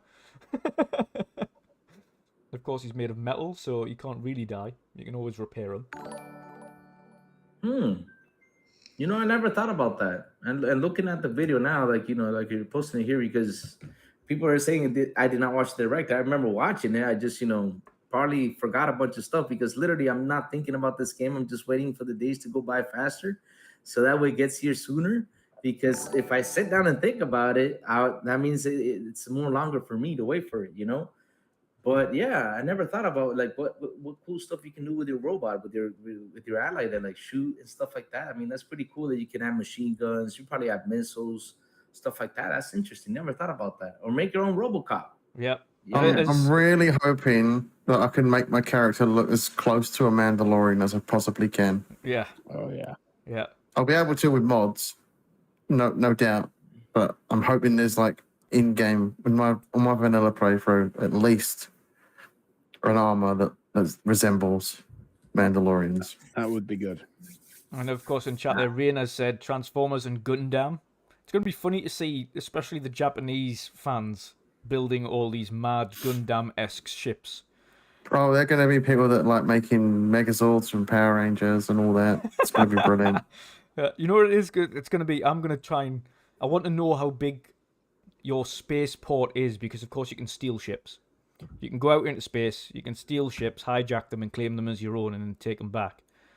But I want to know how many ships you can steal. I don't think they've given us a limit. I don't think they've told us how many we can steal. That's going to be interesting. And then can we scrap those ships and use them for parts? Or yeah, Let's interesting. Have a dealership of ships. Sell your ships here. Buy your ship. Yeah, dealership. Sell your ships right here. All the spaceships you steal. That would be pretty fun. That'd be cool. Pretty cool. Crazy Louis, used ship salesman. He's like Stan, the used ship salesman at Monkey Island. Yeah. Just stands there waving his arms around like crazy. Just yeah, like, when he's thingy suit and he's check a suit. We're just gonna get you one of them. That's He's not- Crazy Louis, the used ship salesman. I'm hoping that I'm hoping the mod community comes up with some Lightsabers. Yes. Oh yeah. Nah, I don't Got want it. lightsabers. Oh what? Why not? You It's a don't space want game. lightsaber? Oh, there will The be. space game, in you need mods, X-Wings. there's They're gonna going to be. absolutely put X-Wings in there. They're going to put TIE fighters in there. They're going to put everything. There's going to be some modding group that makes an entire Star Wars story. Yep. An entire, You know what an entire Star Wars planet, if not all of the planets from Star Oh Wars, yeah. including the Death Star. They'll make an entire solar system Yeah. for Star Wars stuff. It's going to be You know- crazy. You know what Yeah. kind of suit I would like to have? I would like to have the Silver Hawk suit. Yeah. You guys ever seen Silver Hawks? Never. Nope. Nope. No. You've lost us on that one. Silver Hawks. You guys never saw Silver Hawks? Oh my god. Oh, that was a cartoon from like the 80s or 90s. Yeah. Doesn't ring a bell. No. What was it called? I have to look that up. Super now. Hawks. Silver Hawk. Silver Hawks. Silverhawks. Yeah. And I You don't know probably about saw you it. guys, but fuck being stealthy, I'm going to go run and gun the entire game. Me too. I'll be punching everybody, man. Since I saw you can punch them, make them fly, I'm gonna be punching, beating up everybody. I'm not a major fan of stealth, so I won't go no stealth route. Unless there's like a stealth mission I'm forced to do stealth. Then, which I don't think there will be, because not really Bethesda's style to force you to do something. Shout out to Draw I wonder- TJ with another $2 there. He says, I'm going to steal everything, including ships. Just everything and everyone. Just steal people. Yep. All of them. Yep. Well, I just looked up Silverhawks, and I'm going to put my hand up and say I have never seen that ever. What? No way. Or have you- Tell a lie. Tell a lie. There's like a space monkey, space chimp looking character. Yeah, He there looks- is. He looks familiar. Yeah. Have you guys also seen Brave Star too? Brave Star is another like a space thing, but he's like from the western part, and he has special powers. Y'all never seen Brave Star either? Doesn't ring a bell either. Oh Lord. Oh, we gotta sit you down, get you to watch some of the 1980 cartoons from the old days. Yeah, well, I'm down for that. Ray in chat But- said, can you steal people? I've just replied with, you can when they're dead. Because that's something that really had me impressed. That idea that you can recruit people with special qualities. And I was like, oh, are we going to do like we did in Metal Gear? We're gonna pump up that balloon on them and just ship them to your planet, like how it was in Metal Gear. That was pretty cool. Like, you saw a person like, oh, I want this guy because he's got all these cool abilities. So let me take him back to my base. So I was pretty amazed with that you can hire people with special abilities. That one can work on your jetpack and make your jetpack better.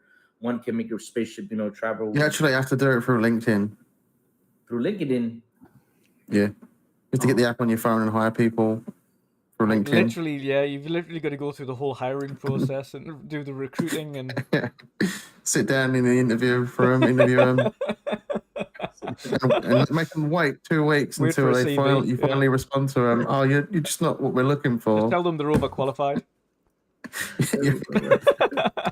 You're far too overqualified for this job. There's another one in chat there. He says, Sarcastic Taurus said that they are lucky it's not real-time multiplayer online because I go steal Boomstick ship. Imagine if it was You online. say though. that, but Oh, God. every single Bethesda game has had an online mod for it. You can play Skyrim Yeah. in co-op with your friends on PC. So you might be able to do that eventually. I wouldn't want that, man, because there will be a lot of people coming after me. They stealing my ship and doing mean stuff to me. No, I think you're safe. I don't think no one's going to try and steal your anus, like. Oh no, yeah, that's true. Mine. Shout out to Fanto Sir as well. He says, a £2 super chat. I'm going to be a scruffy looking nerf herder. Okay. And then Scruffy Stuff looking. Sean says his ship's going to be full of fit birds. So I'm guessing he's going to go and steal lots of ostriches. So. That's gotta be a big ship. Yep. Steal hostages? Damn. Yep. Big ship. So can you also, this is a good question too. Can you build your ship out of sandwiches too? Because that'd be interesting if you can Build your it ship out of from the sandwiches. I don't think you can too. build a ship out of sandwiches. but Probably you can- with mods. Probably with mods. You might be able to make it a giant sandwich. Yeah, I'd make it a giant Just sandwich. like a big yeah. flying sandwich. Yeah. through space. Big Mel sandwich. Yeah, just a giant sandwich. Just do that. Just a flying cheeseburger. Hamburger. Oh god, it's I can already tell this is gonna be just nuts. Yeah. It's just gonna be insane. It's going to be very interesting to see everyone's individual play style in the game, Yeah. as well as the way that their story plays out. I I remember- gotta- online. I remember watching another- the Starfield breakdown, this one here, and the woman was like, I like being super stealthy and creeping up behind people. I'm like, that would take you about 4,000 hours to finish the game if you did that the entire way through. It's like, there is no way I'm playing this game super stealth.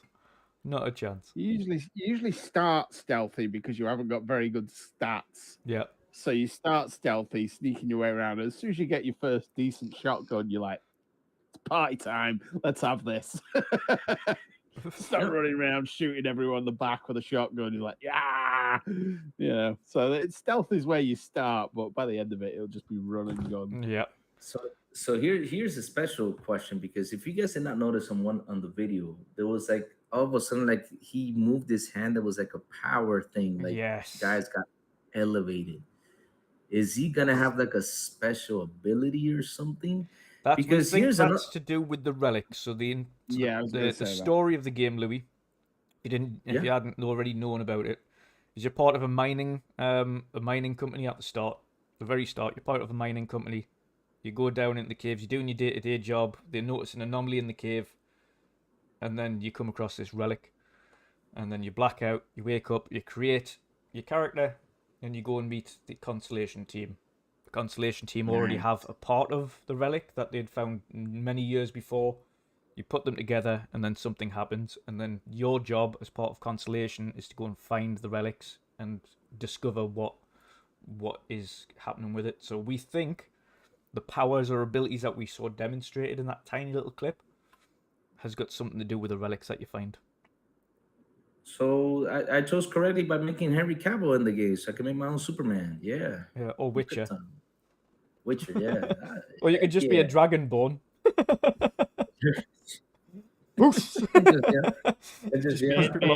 Me and Jenna in the next two screens just going. Yeah. So here's another thing I wanted to ask: are the suits gonna have like a special thing, or are they gonna have like a special armor, or special like many a light different that can suits. run out? Yep, you get many different suits. Some of them are more combat orientated, some of them are more exploration. Some you can get jetpacks and things like that on the back of some of them. So it depends on what you want. You can change your suits up. You can collect different suits that do different things. So yeah, they've all got different abilities. Oh man, I mean, every time even though I've seen that, like I said, I watched the video, I've seen different armors and stuff, but it's always good to ask because you get, in Destiny you get different suits, but all it does is level up your light. Yeah. But with this game, I was wondering if you get whichever suit you wear, like if it has like something special, like for example, if you go like to a really hot planet, you got to wear a specific suit to be on that planet because Uranus isn't hot enough, is it? No, Uranus is cold, to be honest. Though it's a cold planet. But it's all pocket. it's cold, but the thing is, it's got a lot of methane. That's what I read about. So yeah, it's full of methane. So I'll be happy living there. Crevices. Oh dear me. Oh man. No, there is a lot to do. To be fair, it is, and we've been waiting for it for so long. And that's not even including the mammoth amount of perks that they've got in the game as well, of which there are many. A lot of perks. Do we know how customizable outfits are? Like, say for instance, I get an outfit that's a color I don't like. Can I change the color of it? I don't think we know officially. Yeah, I don't think we know it yet. We've seen a video with one suit that's definitely black rather than the white. So there's definitely changes in suits, but whether it's this was a suit that you could have and you didn't like the color and you swapped the color out, or you swapped these parts, we're not sure. They haven't gone into that kind of level of depth with that yet. Fanto's already on to me. Purple question Purple. mark. Of course. course, Didn't even obviously. need Needs to be to purple. say. Purple ship, purple clothes, purple hair, purple teeth, purple eyes. Purple room, purple shit. Yeah, everything. Purple. You see, purple shit. That's Me and Jen are in agreement on this one. It's purple. But there's so many Everything purple. traits as well. So I'm going to read out a few of the traits here because this is where it gets a bit mad. So these are the ones that you pick at the start of the game. I think you can respect them at some point in the game as well. But They do say in the direct that you can go somewhere and change your traits or Good. remove a trait if you don't want one. good. So first one on the list is alien DNA. You volunteered for a controversial experiment that combines alien and human DNA. As a result, you start with increased health and oxygen, but healing and food items aren't as effective. And the next one is Dream Home. You own a luxurious and customizable house on a peaceful planet. However, it comes with 125,000 mortgage that has to be paid weekly.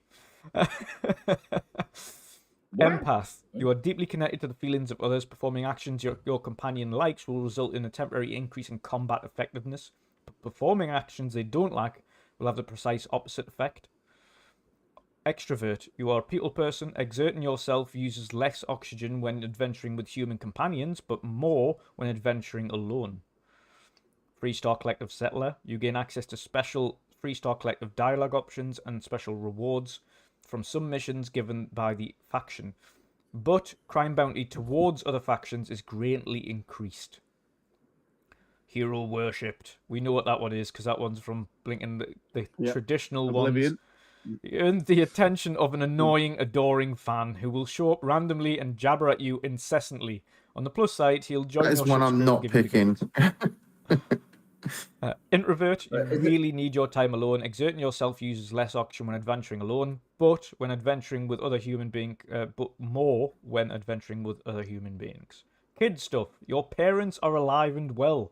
You can visit them at the home, but you will automatically send 2% of your credits home to them every week. So you can have parents in the game. Nah, I will not visit my parents. You The don't hell want with that. parents. No. No, No. no If parents. I'm not Parents are living dead. in there, then I ain't How paying am I gonna send the money?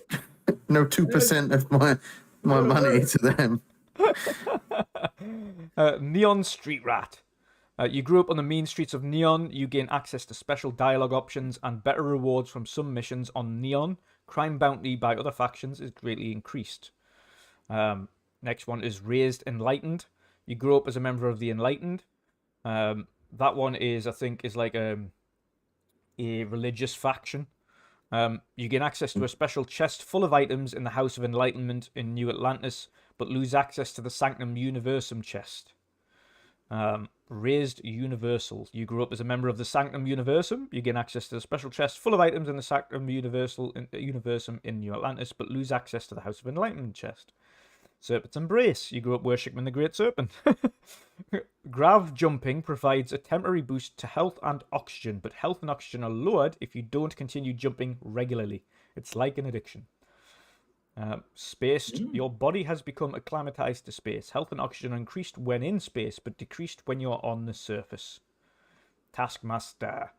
Occasionally, if your crew, if you have a trained crew in a certain ship system, that system will automatically repair itself to full health whenever it is damaged below 50%. However, all crew cost twice as much to hire. Terraformer. You've never acclimated to space. Health and oxygen are increased when on the surface, but decreased when you're in space. United Colonies. You gain access to the United Colonies dialogue option and better rewards from some missions given by the faction. However, crime bounty by other factions is greatly increased. And Wanted. Someone put a price on your head. The word has spread. Occasionally, armed mercenaries will show up and try to kill you, but being cornered gives you an edge. When your health is low, you do extra damage. So they're some of the main perks. Any ones that stand out to yourselves there that you're going to be employing? So there's one you're gonna be a bunny rabbit jumping everywhere, Yep. pretty much. Yep. Probably. That's crazy. Yeah. I won't take that. Your That's health and tough. oxygen. There's so many Your there. health and oxygen's increased if you keep jumping, but decreased if you don't. Oh Lord! So You you have to jump a basically you gotta fight by jumping all the time in the air, like All the Call of Duty players are going to be over the moon with that one. Yeah. And Halo players. There's a lot of Halo players that like to be bunny rabbits. Yeah. Yep. Yeah. Stuffed Sean says, I heard Louis worships the Great Serpent. Oh, God. Oh my god. Pause. So, oh man, I know there's like a religious fanatic group, isn't there? On Yes, there? Yeah, it's yeah. like a religious. Yeah. Oh, That's the Enlightened. the enlightened. Yeah. The So cult which of Henry Cavill. That's what Louis is going to join. Yeah. Yep, the Colts of Henry Campbell. Heck yeah, man. I'm down for that. But special abilities, oh man. I mean, if I were to choose, which one is the Western one? There isn't a specific Western one there. Okay. So basically, it's the Neon Rat. Neon Rat for me is like the one that's basically it sounds more fun. It sounds more entertaining for me. That's the one. That's one of the abilities, right? The Neon Rat. Yeah. Neon Street Rat. Neon Street Rat. It sounds more entertaining because special dialogue, special bounties and stuff like that. That's got to be pretty fun. That's got to be Is pretty that fun. all the traits or just all the known traits so far? They're or perks? they're the main traits, because then you've got sub traits as well. So they're the main ones, and then you can choose sub traits that go after that. So they're more based on whatever faction you're thinking of joining for your trait. So for instance, as they mentioned in the demo that they put on, the 45-minute demonstration back at E3. For instance, this guy's part of the Raised Enlightened, and he goes through space, and because he chose to be part of the Raised Enlightened, the ships didn't open fire on him and let him pass. But if you're not part of the Raised Enlightened, they'll attack. So that's. Oh, there is one for Freestyle Collective. It's called Freestyle Collective Settler. Yeah. Access to special dialogue options and faction rules. It's probably one I'll pick then, and possibly Alien DNA. Yes. Start with increased max health. Yeah. And endurance. But your Alien healing with DNA. food and items aren't as effective. You've got this is the thing I like about these traits, because they all have plus points, but they've all got big negatives as well. So it's like you've got to weigh up. I mean, again, I say this, but it's not going to be me that's choosing. Yeah, I know your chat's going to be choosing yours. Exactly. Yeah, and you know full well they're going to choose hero worship, and I'm going to hate it every moment until they say kill the guy. Yes, definitely. Then he'll come I'm going to back. be choosing that. For you, not for me. You're definitely getting a hero worship. And you know full well they ain't going to let me kill that guy. Nope. They ain't really should kill that guy. I think if you kill him, he comes back anyway. The bonus is It's just a different hero worship guy. Awesome. It's either it's the same one or a different one. I'm sure I saw someone that said that if you kill him, he just comes back. the bonus is that he does bring you gifts. Ah, he does? Yeah. Hell yeah, that's the superhero. You can use him to employ him and put him in one of your stations. You can, yeah. Joins your You can, subgroup but and he gives you gifts. That's not the choice the community's going to make for me. He's going to have to be. That's your loophole. That's your loophole, though. You can accept it, but then you don't have to tell him that you're going to just put him in a job and make him go and work at a far out distant planet mining. Depends if they want their companion with me at all times. I suppose. Yeah, the chat will dictate that. And in which case, the hero will stay with you at all times, Jen. I'm no longer looking forward to Starfield. You know it's going to be funny, because at every moment you'll be wanting to shoot him in the back of the head. Oh no! I'll do it a few times, but I'll save before I kill him. Poor kid. Or forget to save before I kill him. He looks like that one kid from what's that movie called? With the superheroes from Disney. Buddy. He looks like that Buddy kid. I forgot the movie. You know, I don't know if you know Jen, the Incredibles. Yeah, the Incredibles. That's the movie. Oh, Jack. Oh yeah. Is it not Jack? Not Jack. No, the bad guy. When he was young, he used to call him Buddy. Syndrome. Syndrome. Yeah. I can't think of his original name. He looks like Syndrome. Yeah.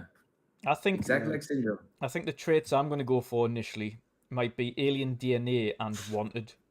I think Wanted's gonna bring an extra bit fun to the game with people just like random mercenaries kind of dropping in on you from in random places and trying to kill you. You can choose 3 traits, right? Yeah.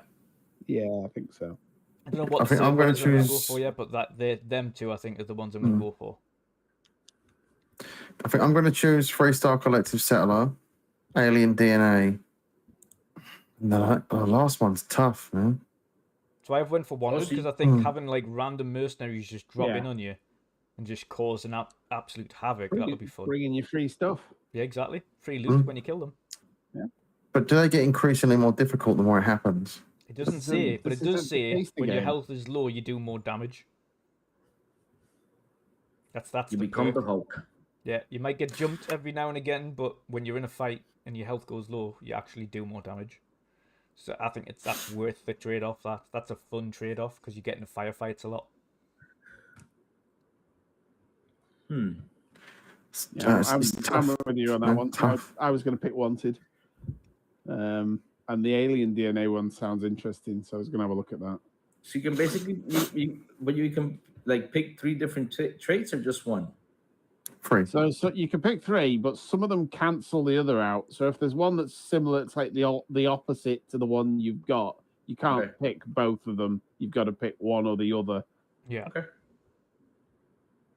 Yeah. All right.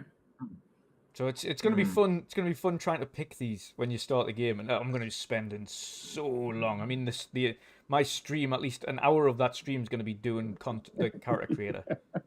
At Just the least, character. I'll correct you there. It's going to be fun for chat to pick them for me. yes. I'm gonna make sure you do not have purple hair. Lime green or yellow. Lime green. Watch Jen turn his guy into a Ken doll and then build a Barbie ship. The That's what Barbie we'll ship, see. yeah. Oh, that's a good Yeah, job. he's gonna- Chat, jump on Jen's stream and make him have a Barbie ship. Make it have a fluorescent pink Everything's Barbie ship. fluorescent And I can pink. drive it. Fluorescent pink. Yeah, See, I don't mind that. I don't mind that. Mixed with Even lime paint green. the town So I can fluorescent. just say it's the Pink Ranger ship. He God can damn even. it. He can. Oh, damn it. Oh man. So Lime you got green to it think is. harder than that. Turn him into a giant flying lime. Oh, this is going to be interesting. This is going to be interesting. Fantu also We have said to- to Louis he's going to be a tights-wearing serpent worshipper. We'll have to get Boxy's ship into a pineapple pizza ship. Yes. Yep. Absolutely. Boxy's going to love that. Yes, he will. Oh, dear me. Or it will be if Daz has got anything to do with it. Yeah. Shout out to Daz for the torrent of abuse on Twitter while we were at Gamescom. With He was all just of the editing pineapple little pictures. Fucking what- every wait, picture, what no did matter Daz what do? we did. Within But seconds of any picture any of us posted, there was a pineapple pizza in front of Oh, either Boxy To be fair- or all of us. To be fair, me and Dutch did that exact same thing to Jordan while he was at Eurogamer. We kept editing Gears Judgment page. Here's just the pictures, yeah. Oh man, so funny. I wonder if you can use the bathroom in this game and take showers. Gotta clean your anus somehow. Fucking hell. Oh, that's how we get back to this every time. Yeah, every time. Louis, you would never actually play the man. game. You'd just be in the shower 45 times a mission. Exactly. Every time I jump in the planet, just jump in the shower again. Get in there, just hop in the shower. That's what I would do. 5 steps. Like I did. Shower. I did that. I did that a lot. And what's this game called? That you had this guy take a Power bunch wash of showers, simulator? No, Death Death Stranding. Stranding. Yes. Every time I went back in, I took a shower. Death Stranding. Oh, It such was a Louis fun the game. Louis the game. Yep. Louis I've Stranding. literally known Louis to Gotta jump in the watch that shower, game come off out the somehow. shower, and then 5 minutes later he's like, I'm jumping in the shower again. I'm like, what? You've just literally been in the shower, Louis. What are you doing? You don't need that many showers. You are going to be a shower soon.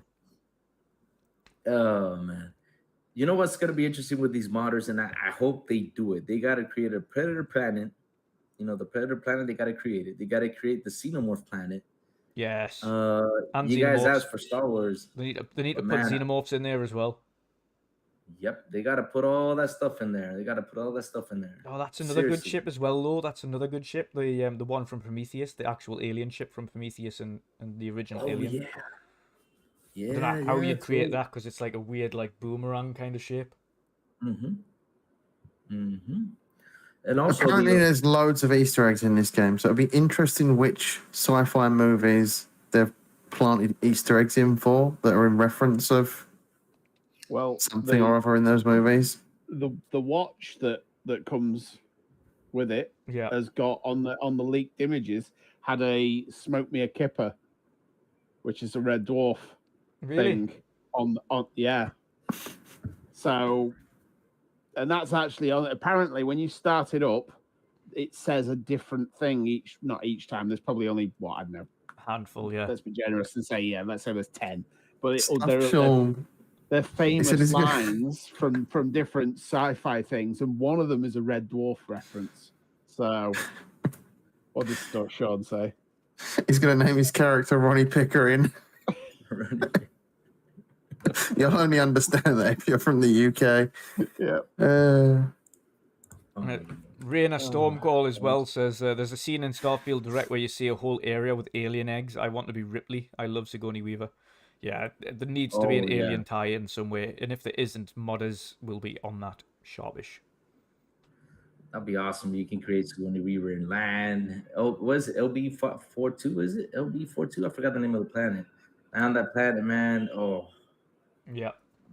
he's found with those alien eggs. You know full well the modding community is going to go all out and put as many things in this game as possible. I hope so. I hope so, because really it gives them that opportunity and lets them, create and whatever they want, without any problems. Man, go for it. Create everything. Add all that stuff, because heck yeah, why not? I mean, we would love to go to Xenomorph Planet. We would love to, kill the Queen Alien or face the Queen Alien, probably find the King Alien or all the other types of aliens that have not been shown. Same thing with the Predator Planet. I mean, who would not want to go to the Predator Planet and steal all their weapons? I mean, I would love to jump in there and steal their helmets, weapons, their suits, everything, man. I mean, wow. I hope the modders really get into that. That would be awesome. Yeah. Louis, have you got the premium edition pre-ordered already, or are you waiting? So I'm confused though, because I have not ordered it. So if you order the premium edition that costs $30, you get to play it on Wednesday. You gotta buy like the $100 one. That's what I'm. No, 30. you can 30 buy if you've got you can Game buy Pass. the upgrade. Yeah. Yeah, So the you'll upgrade's get the like game- 30 something Yeah. Okay. Oh, and then I can play it on when it comes out. Okay. Yeah. play it on Friday. Friday. Ah. Or early for you, it'll be early Thursday morning. Sorry, late Thursday evening. I think it's 8 o'clock at night. Nice. And for us, it's like 2 o'clock in the morning. So we won't be playing it until like later on Friday because we'll be fast asleep when that launches. As much as I want And to I'm stay saving up, it for I can't. stream. Yeah. I'll be saving all that torture for stream where I'll have to be walking around with an annoying companion that I don't like. So on Friday daytime, that's the only time I'm going to be dead quiet on Twitter because I'm going to be avoiding everything like the plague. I'm going to get home, set up the stream, and go. And that's it. Oh Lord, you're gonna avoid Twitter? I mean, I'm gonna be reading. I'm just gonna be laughing and reading. That's all I'm gonna do. Laughing and just watching everybody trying to hate. Is this gonna be a lot of hate? Yeah. Oh man, lot. For nothing, because hey, let us have our fun. Let us have our fun with this game. And I'm happy that this game is getting so hyped up. I mean, you got buses, you got pretty much this game is everywhere. You got Imagine Dragons releasing a song today, a Starfield themed song. Yeah. Hey, that's a good point, actually. Like you say, when we were in Cologne, there was loads of signs for Starfield. Yeah. Actually, like you say, on signposts on the side of the road, buses. It was just everywhere. And you just saying then, you've seen some as well. And it's just like, who'd have thought it, eh? Advertising works. It does. It does. That's why Yeah. It's almost like Sony have been doing this for years and wonder why that they get so many sales for Spider-Man and God of War. Yep. Mm. That's what happens. Like for example, like It here. feels like Xbox from the 360 generation, the way they advertised hardcore back in those 360 days with games like Gears, Halo 3. Hopefully they continue this trend. Don't just do it for a big game like Starfield. Do it for some of the smaller titles that will never be on that level of Starfield. Yeah. I think they will though, Jen, because after this deal closes, right? And let's cross fingers it finally ends because we are all tired talking about it. So after this deal is done, because Activision Blizz is really good on promoting their games, so that would be also a big boost for them. Yeah, to use their promote marketing their- department. You know how to advertise. Yeah. Oh yeah, definitely. Yeah, seriously. Just fold that advertising department into the whole of Xbox, please, and take advantage of it. Yeah, they gotta do that because, like I said, I was really amazed with all the advertising this game had. I mean, seriously. They even had that live action trailer at games opening like live at Yes. Gamescom. Yeah. And I said that to Studos. I said it'd be nice if they did a live action trailer. I didn't think they would, Yeah. but they surprised me. Yeah, it was a good little trailer as well. It's a good little trailer. Whew. We've got a few things in chat here. So Raina Stormcall says my physical pre-order just shipped from Best Buy. Supposedly tomorrow we'll get an email with a code to put in that unlocks the early release. Yeah, some people have already received their consolation editions as well. So we know that they've got the early access codes ready to rock and roll. Not jealous at all. Yeah.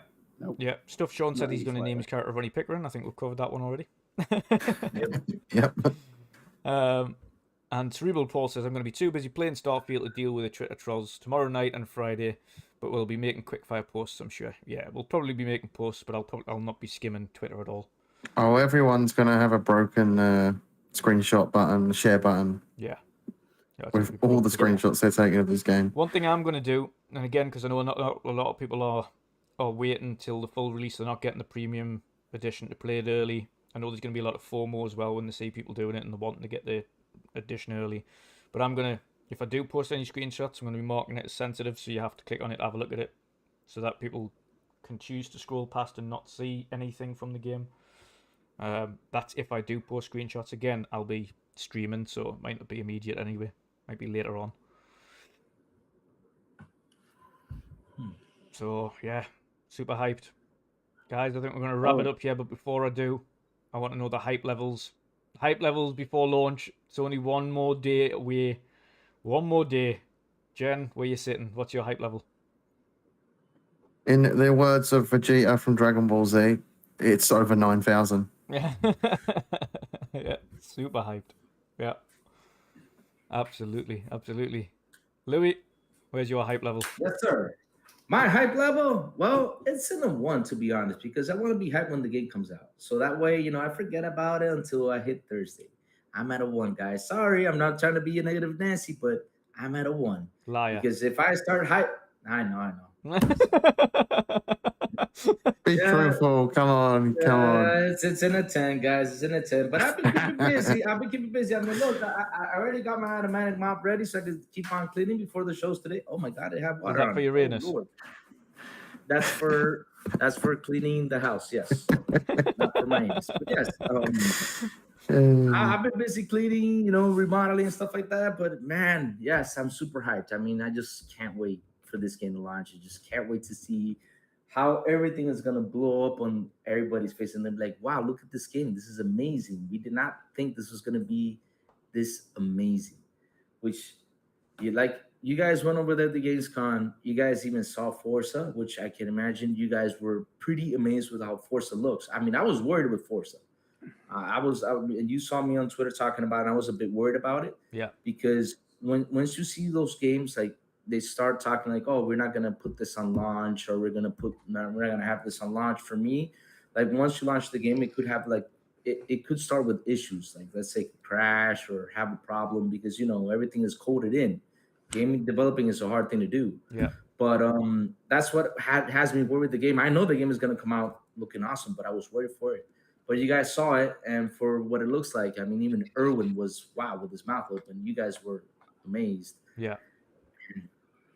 Man, it's literally Gamescom was all about Xbox. Oh yeah. It was crazy. It really was. It was all about Xbox. With everything that was going on, it was all about Xbox and Starfield. Yeah. That was basically the main thing with Gamescom. It's amazing. Yeah, It's was amazing. absolutely And bouncing. Like the entire Xbox had by far the biggest booth at Gamescom. It's a 50,000 square foot booth. 50,000 square foot. That's got to be huge. And I can imagine everybody just there, just trying to see or trying to grab a glimpse on what was going on with Starfield, trying to get people to talk or get ideas or anything about. Well, that's a funny thing. Everybody knew Starfield wasn't playable, and the queues were still 4 hours long just to watch the 20-minute demonstration. That's crazy. And it was the same for Stalker. Stalker was playable only on PC, but people were queuing up to 4+ hours to play that. That was another game. That was actually, I was really happy. I even posted it on Twitter. Eric Grieber posted it, and I commented on it, and I said, super happy those guys were there, and that people, went over there, enjoyed it, played it, and had fun. Yeah. And I was super happy for the team, and they even gave me a like. They were like, "Oh yeah, we had a lot of fun with the people," and I was like, "You guys deserve that. You guys, for what they went through, they deserve that and more." I mean, seriously, happy for them that they were there, and I can imagine. Even Phil was impressed by playing it. Todd was impressed by playing it. I can imagine you guys when you played it, you were like, "Whoa, this is." Even Boxenberger looked like a 5-year-old kid. Like with this toy. I mean, he was super happy playing Stalker 2. Oh man, I can imagine. But yeah, it basically was all about Xbox. Gamescom was Xbox. Yep. You coming to Gamescom next year, Lou? Come on, Louis. Come on. You travel over for a conference. You can just say it's for a conference. Just don't tell the wife. Just don't say you're going over for a conference. But wait a minute. Here's the funny thing, though. Me and her were talking about this the other day because I did not know. Because seriously, I started podcasting in what was it, 2021, 2020, close to that. I remember, starting in Spanish, but I did not know how big Gamescom is. So Gamescom is bigger than E3. I did not know that. Mm-hmm. So here's the funny part. So I asked the missus, what would you like to go? If I decide, to go to one of these events, where would you like to go? Would you like to go E3 California, or would you like to go in Gamescom in Cologne, Germany? Of course. What do you think she picked? Cologne, Germany. She said, yeah, let's go to Germany because she's always at Germany. She loves Germany. So I was like, hell yeah. So next year, crossing fingers, let's hope I can do it and make it. I'll be going to Gamescom. Let's cross fingers. I'm not going to look at it. Let's cross fingers. Man. I'm crossing my fingers. I hope I can go. Stuff Sean said he's going as well, so you can beat Stuff Sean. Yes. Oh my God, that would be one crazy thing. And Gaz too. Imagine me and Gaz together. Is definitely going. Yep. Oh Lord, we're gonna be messy if I get. Oh my Lord, you and Gaz in the same room. Yeah, it's gonna be funny. That's gonna be fun. It's gonna be funny. But yeah, she said it. She'd rather go to Germany. So yeah, I'm hyped. I hope I can do it. Why does Sean say do not bring Mrs. Lou anywhere near Boxenberg? I forgot about that. Yes. Did they ever falling out? Has he upset her? No, but you never knew Boxenberger's a girlfriend stealer. Oh. We have proof of that. He asked stuff. He has that capture when somebody mentioned on Twitter that he stole someone's girlfriend. Seriously, we have that. He steals wives and girlfriends. No joke. He's a Casanova. Yeah, Paul, definitely recommend it. It is, thankfully, Gamescom is wheelchair accessible. They have an Xbox specifically. One thing about Xbox was awesome. They had every station where you could play a game was could be raised or lowered. They had accessibility controllers at every station. They had ramps to get everywhere. They had any controller you wanted. They had a quiet room for people that needed noise reduction. Literally any form of accessibility, Xbox had it covered. And the event itself was pretty accessible as well. There was ramps everywhere and things like that, so that was cool. But yeah, Louis, going back to your point of being massive, it's over 325,000 people this year. Wow, that's big. Damn. And literally, you guys had the time to sit down with Aaron, had the time to sit down with Phil, and you guys had all that time to do that. That's crazy with all those people there. Yep. Wow. That's crazy. All the hardware too. The good thing is about all the leadership team is that they were just floating around and just talking to people and just how you doing and taking photographs and just enjoying it. So what's Just don't talk to the Xbox leadership about Uranus, Louis, and you'll be fine. okay? I will not talk to him about Uranus. Yeah, there's No. Todd. There's Mick with Todd, just in case you missed it there, Louis. Yeah, with Todd. Oh, that's awesome. How is Todd though? I can imagine he's got to be an awesome guy to talk to him. Phil. I mean, he was in much of a rush. I was very lucky to catch him. So it was a very much thank you very much. He shook my hand, said no, quick hello, and then he was gone again. So, but yeah, nice bloke. I would have been all over him and said, "Don't go, Todd. Don't leave me." There was an entourage of security. Xbox employees that were literally like trying to drag him, like and get him away from this weird bloke. Phil, both Phil, Todd, and Pete Hines all had an entourage of mini security with them. Yeah. Oh, they would have. But Phil specifically, there was a 2-hour queue just to meet him. Oh my god! Damn. Aaron was just everywhere though. You could not miss Aaron. Did you ask Phil the most important question? I didn't even go. ODST2. There was no chance I was standing in a queue for Phil Spencer. No, I like Xbox, but That's the I'm no most shill. important question, and he's answering. Where's ODST2? No, if I ever meet Phil, it'll be without a queue. That's for sure. No chance I'm standing in the line. So 2-hour line just to shake his hand and say hello, and then that's it. Yeah, have a quick conversation. But no, I ended up meeting Melina Jurgens and the Ninja Theory team, and Yeah, I saw that. That's pretty cool. I was watching a video about her that I got to finish up. Her talking about the game. She's so cool in person. She's such a kind person. Yeah. Awesome. Yeah. Really nice. But again, all the Xbox team were. We were just sitting outside, and James Shields from the hardware team was just eating some food as well, and she came over and started talking, and they're all like that. All the marketing team from Xbox Bethesda, just all super chill, just talking games, like what you going to see now? Well, I'm going to go and try and catch this game, or I'm going to go and see if I can play this game. So they're all super cool, really, really responsive. So I wondered, was Sony there? Nope. Not in any capacity. Apart from every machine that wasn't on Xbox's floor was using a PlayStation 5 controller, but we couldn't confirm whether or not any PlayStation 5s were being used, and probably just controllers connected to PCs. Oh my god! No, that's bad for them. That's bad for them. They didn't get. I won't start complaining about that. Well, outside of Spider-Man, they've got nothing to show this year. Yeah, they also just announced the price Increase. price increase. Yeah, to Yeah, PlayStation, whatever the hell Like it's called. 20 quid a year. Yeah, I showed everybody how you can turn on your PS5 with the credit card now. It's on my Good Morning video. Yep, that's what you can do, because literally insane that this price increase doesn't have not even 2 years. I was looking for it. I was like, Was it not even just like this year that they increased it? I thought it was May 24th of last year, 2022.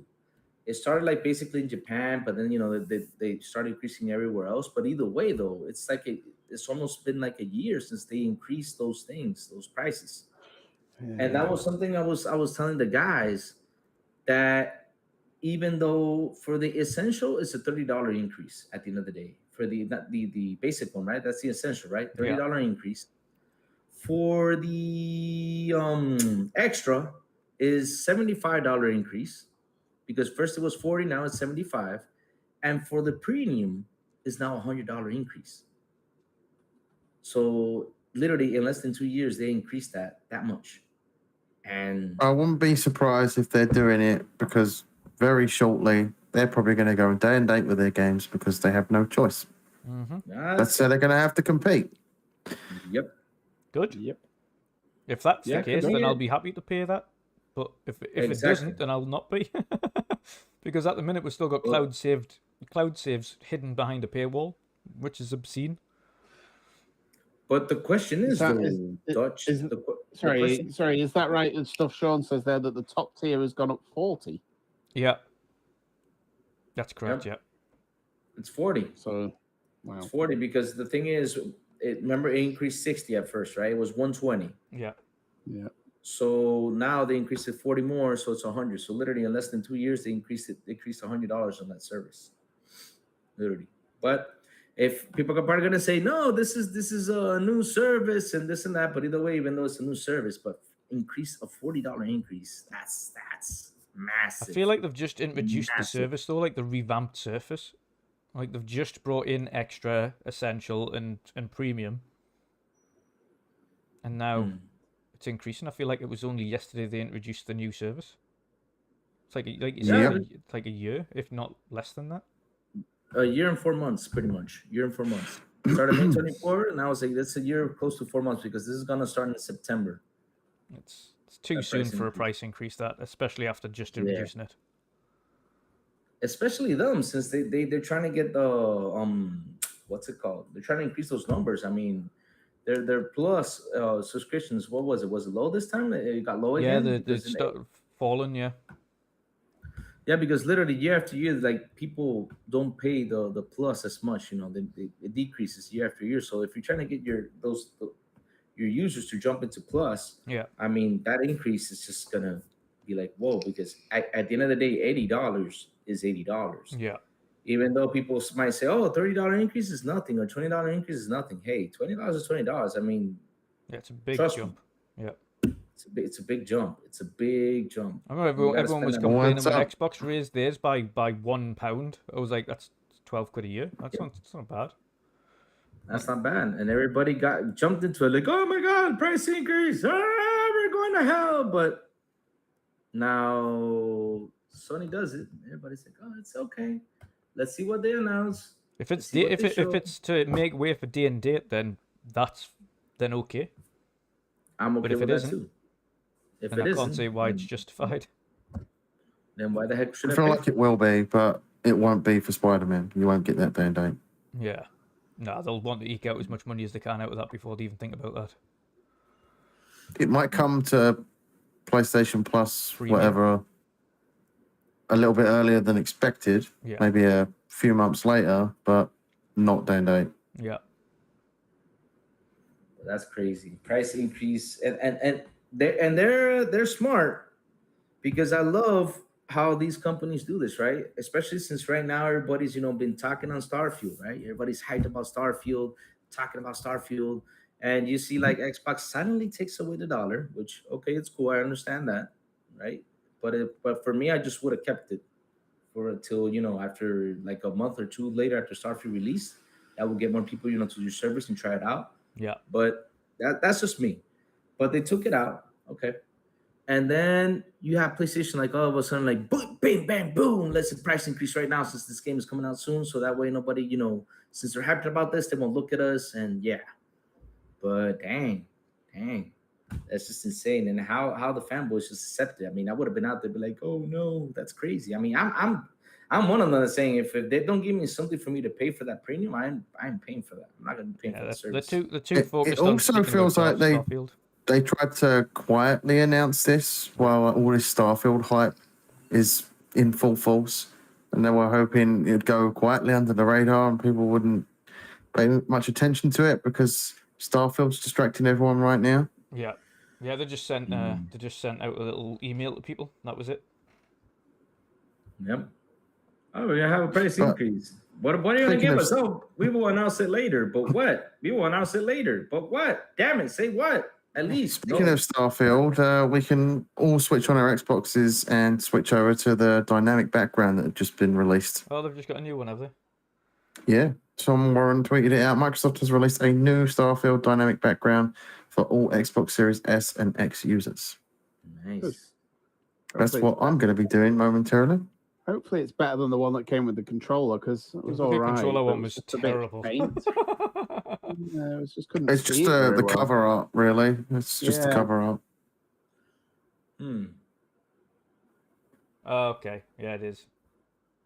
No, I'm okay. I'll just leave mine on. I've got a Starfield background anyway. Mine's fine. I had a cool Doom one, but it disappeared. I don't know why. So depressed. My background. But bringing it back, Mick, where's your hype level for Starfield now? A day away.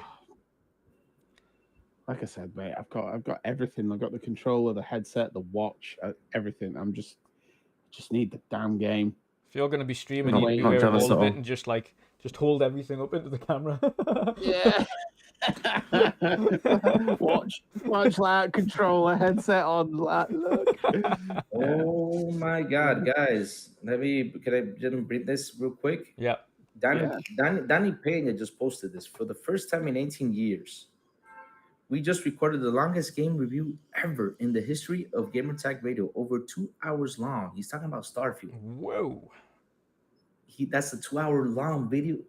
Oh my God! Like, it's a big game. Yeah, literally. I mean, And they'll have heavily edited that as well.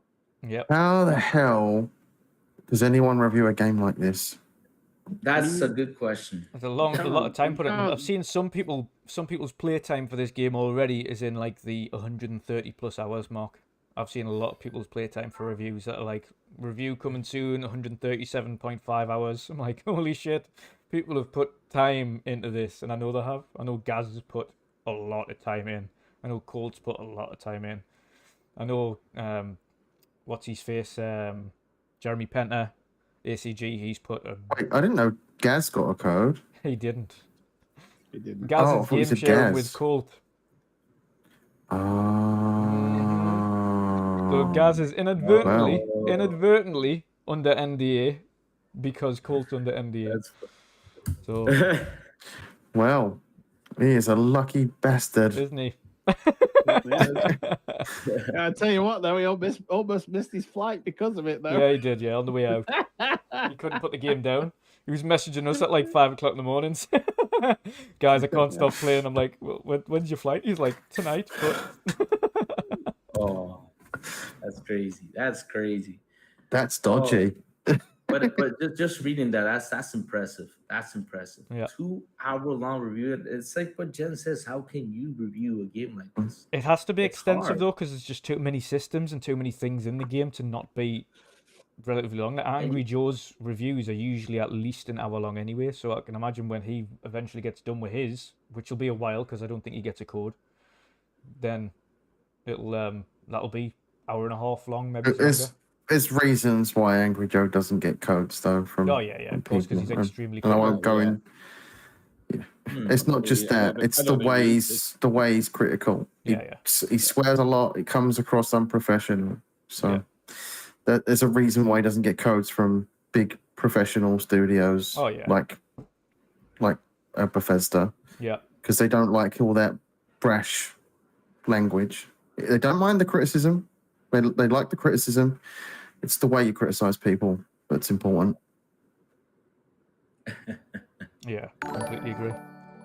Oh, a nice little super chat there from John TJ just to finish us off here. $2 super chat from John TJ. Like King David said, no PS6, bye bye Sony. You just never know these days. You just never know. He keeps saying it. He keeps thinking it. You might not be too far off. I think there might be a PS6, but I don't know what's going to happen after that. It depends on how they go.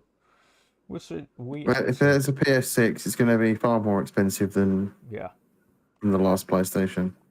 Yeah. And it's sad though, because I mean, the one thing that saddens me about PlayStation right now is, look, okay, you guys released the PlayStation VR 2, which basically it does not have any games, and people are complaining about it. Hey, there's no games for this thing right now. There's nothing. Okay. You got the PS5, which basically now all it has is Spider-Man. And now you're releasing this handheld, which doesn't do as I call it, the PlayStation Potty handheld, because basically it's a thing for you to take to the bathroom and that's it. Yes. You That's can't do all anything you with can it. do with it. Yeah. You can't do anything with it. So it's sad that they don't take advantage, especially right now, with all the situation that's been going on with the VR, the handhelds. Basically, pretty much all of us have had. I don't know if you guys have handhelds, but I got my own handheld. I love it, but a lot of people have handhelds, and if they would have grabbed that opportunity and made something special with this handheld, they would have so crazy. The new PSP from the old days, bringing back, and I don't know. Damn right. New Vita. It's sad. Would have been nice. Yep. Would have been nice. Yep. But yes, chaps, we shall wrap it up there for the night. Yeah. Starfield, 1 day away. Type time. 24 hours. How much is it? 28 hours? It's 20, 28 I think it'll hours be about now. 28 now. Maybe he's a little bit under that. Maybe he's about 27.5. 27, I think. Yeah, come on. Oh, dear me. But, gents, Oh, let people know where they can find you. Of course, Jen, you're going to be streaming Starfield as well on Friday. I'm going to be streaming Starfield. I don't know what Louis is going to be doing. He's probably going to be streaming Starfield. You never know. But, Jen, let people know where they can find you, brother, and what you've got coming up. Yeah, you can find me on my YouTube channel, The General C. That's where I'm going to be streaming from now on. I didn't really make a major announcement that I was switching, but I'm kind of sick of Twitch and what they're doing. I'm just going to switch back to YouTube. So I'll be streaming there on Friday. I already have the live stream set up, Nice. ready to go. Just waiting for those hours to count down so I can stream it. And as Cerebral Paul says in chat, 27 hours, 40 minutes, 15 seconds. 14 seconds. 13 seconds. Lord. 12 seconds. that's crazy. That's crazy. Louis, let people know where they can find you, What's up? brother, and what you've got coming up. I got Xbox International Podcast coming up tonight, and we have Red Dead Panda joining us tonight on the podcast. We're gonna have a lot of fun over there at 7 p.m. With Sour Blow, Silent Saffron, the Big Plume. You can find me, like always, on Twitter at Crazy Louis Gaming, where today I took a picture wearing my tights. So if you guys want to go there and laugh, yeah, it's a funny picture.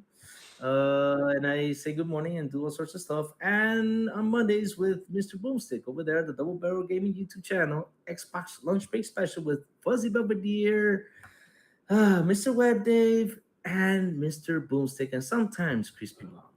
Yeah, loads of fun over there.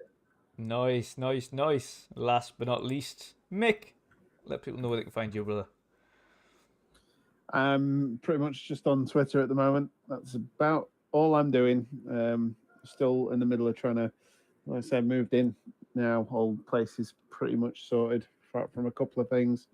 New place, and yeah, I'm not really doing anything else because of work. Unfortunately, I'm getting up at 3 a.m, and by the time I'm working, everybody else is still in bed. And by the time I get home, you're all going to work, and then by the time you're all getting back online, I'm going back to bed.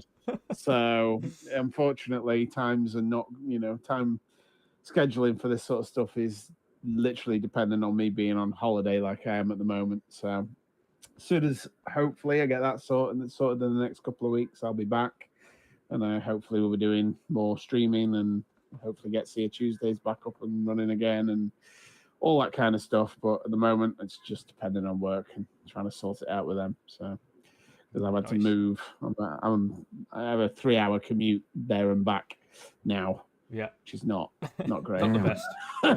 Not the best. You're about to move? I have moved. I'm now in Wales. Yeah. Oh Lord, I hate moving. I hate remodeling, man. I'm telling you. It's been rough. Yeah, it's been rough. Yep.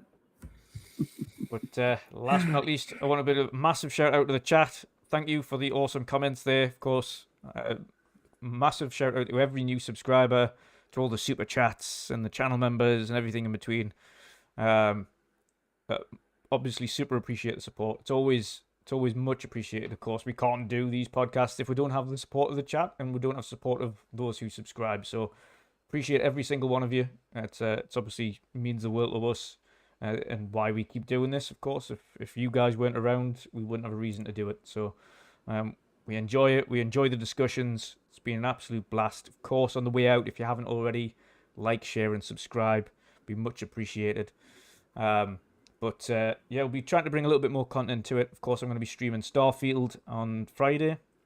But I've also got a Gamescom vlog I need to finish editing, and another Starfield trailer on the run-up to launch, which I'm going to try and push out before the end of tomorrow. So at least that launches with the game's early access.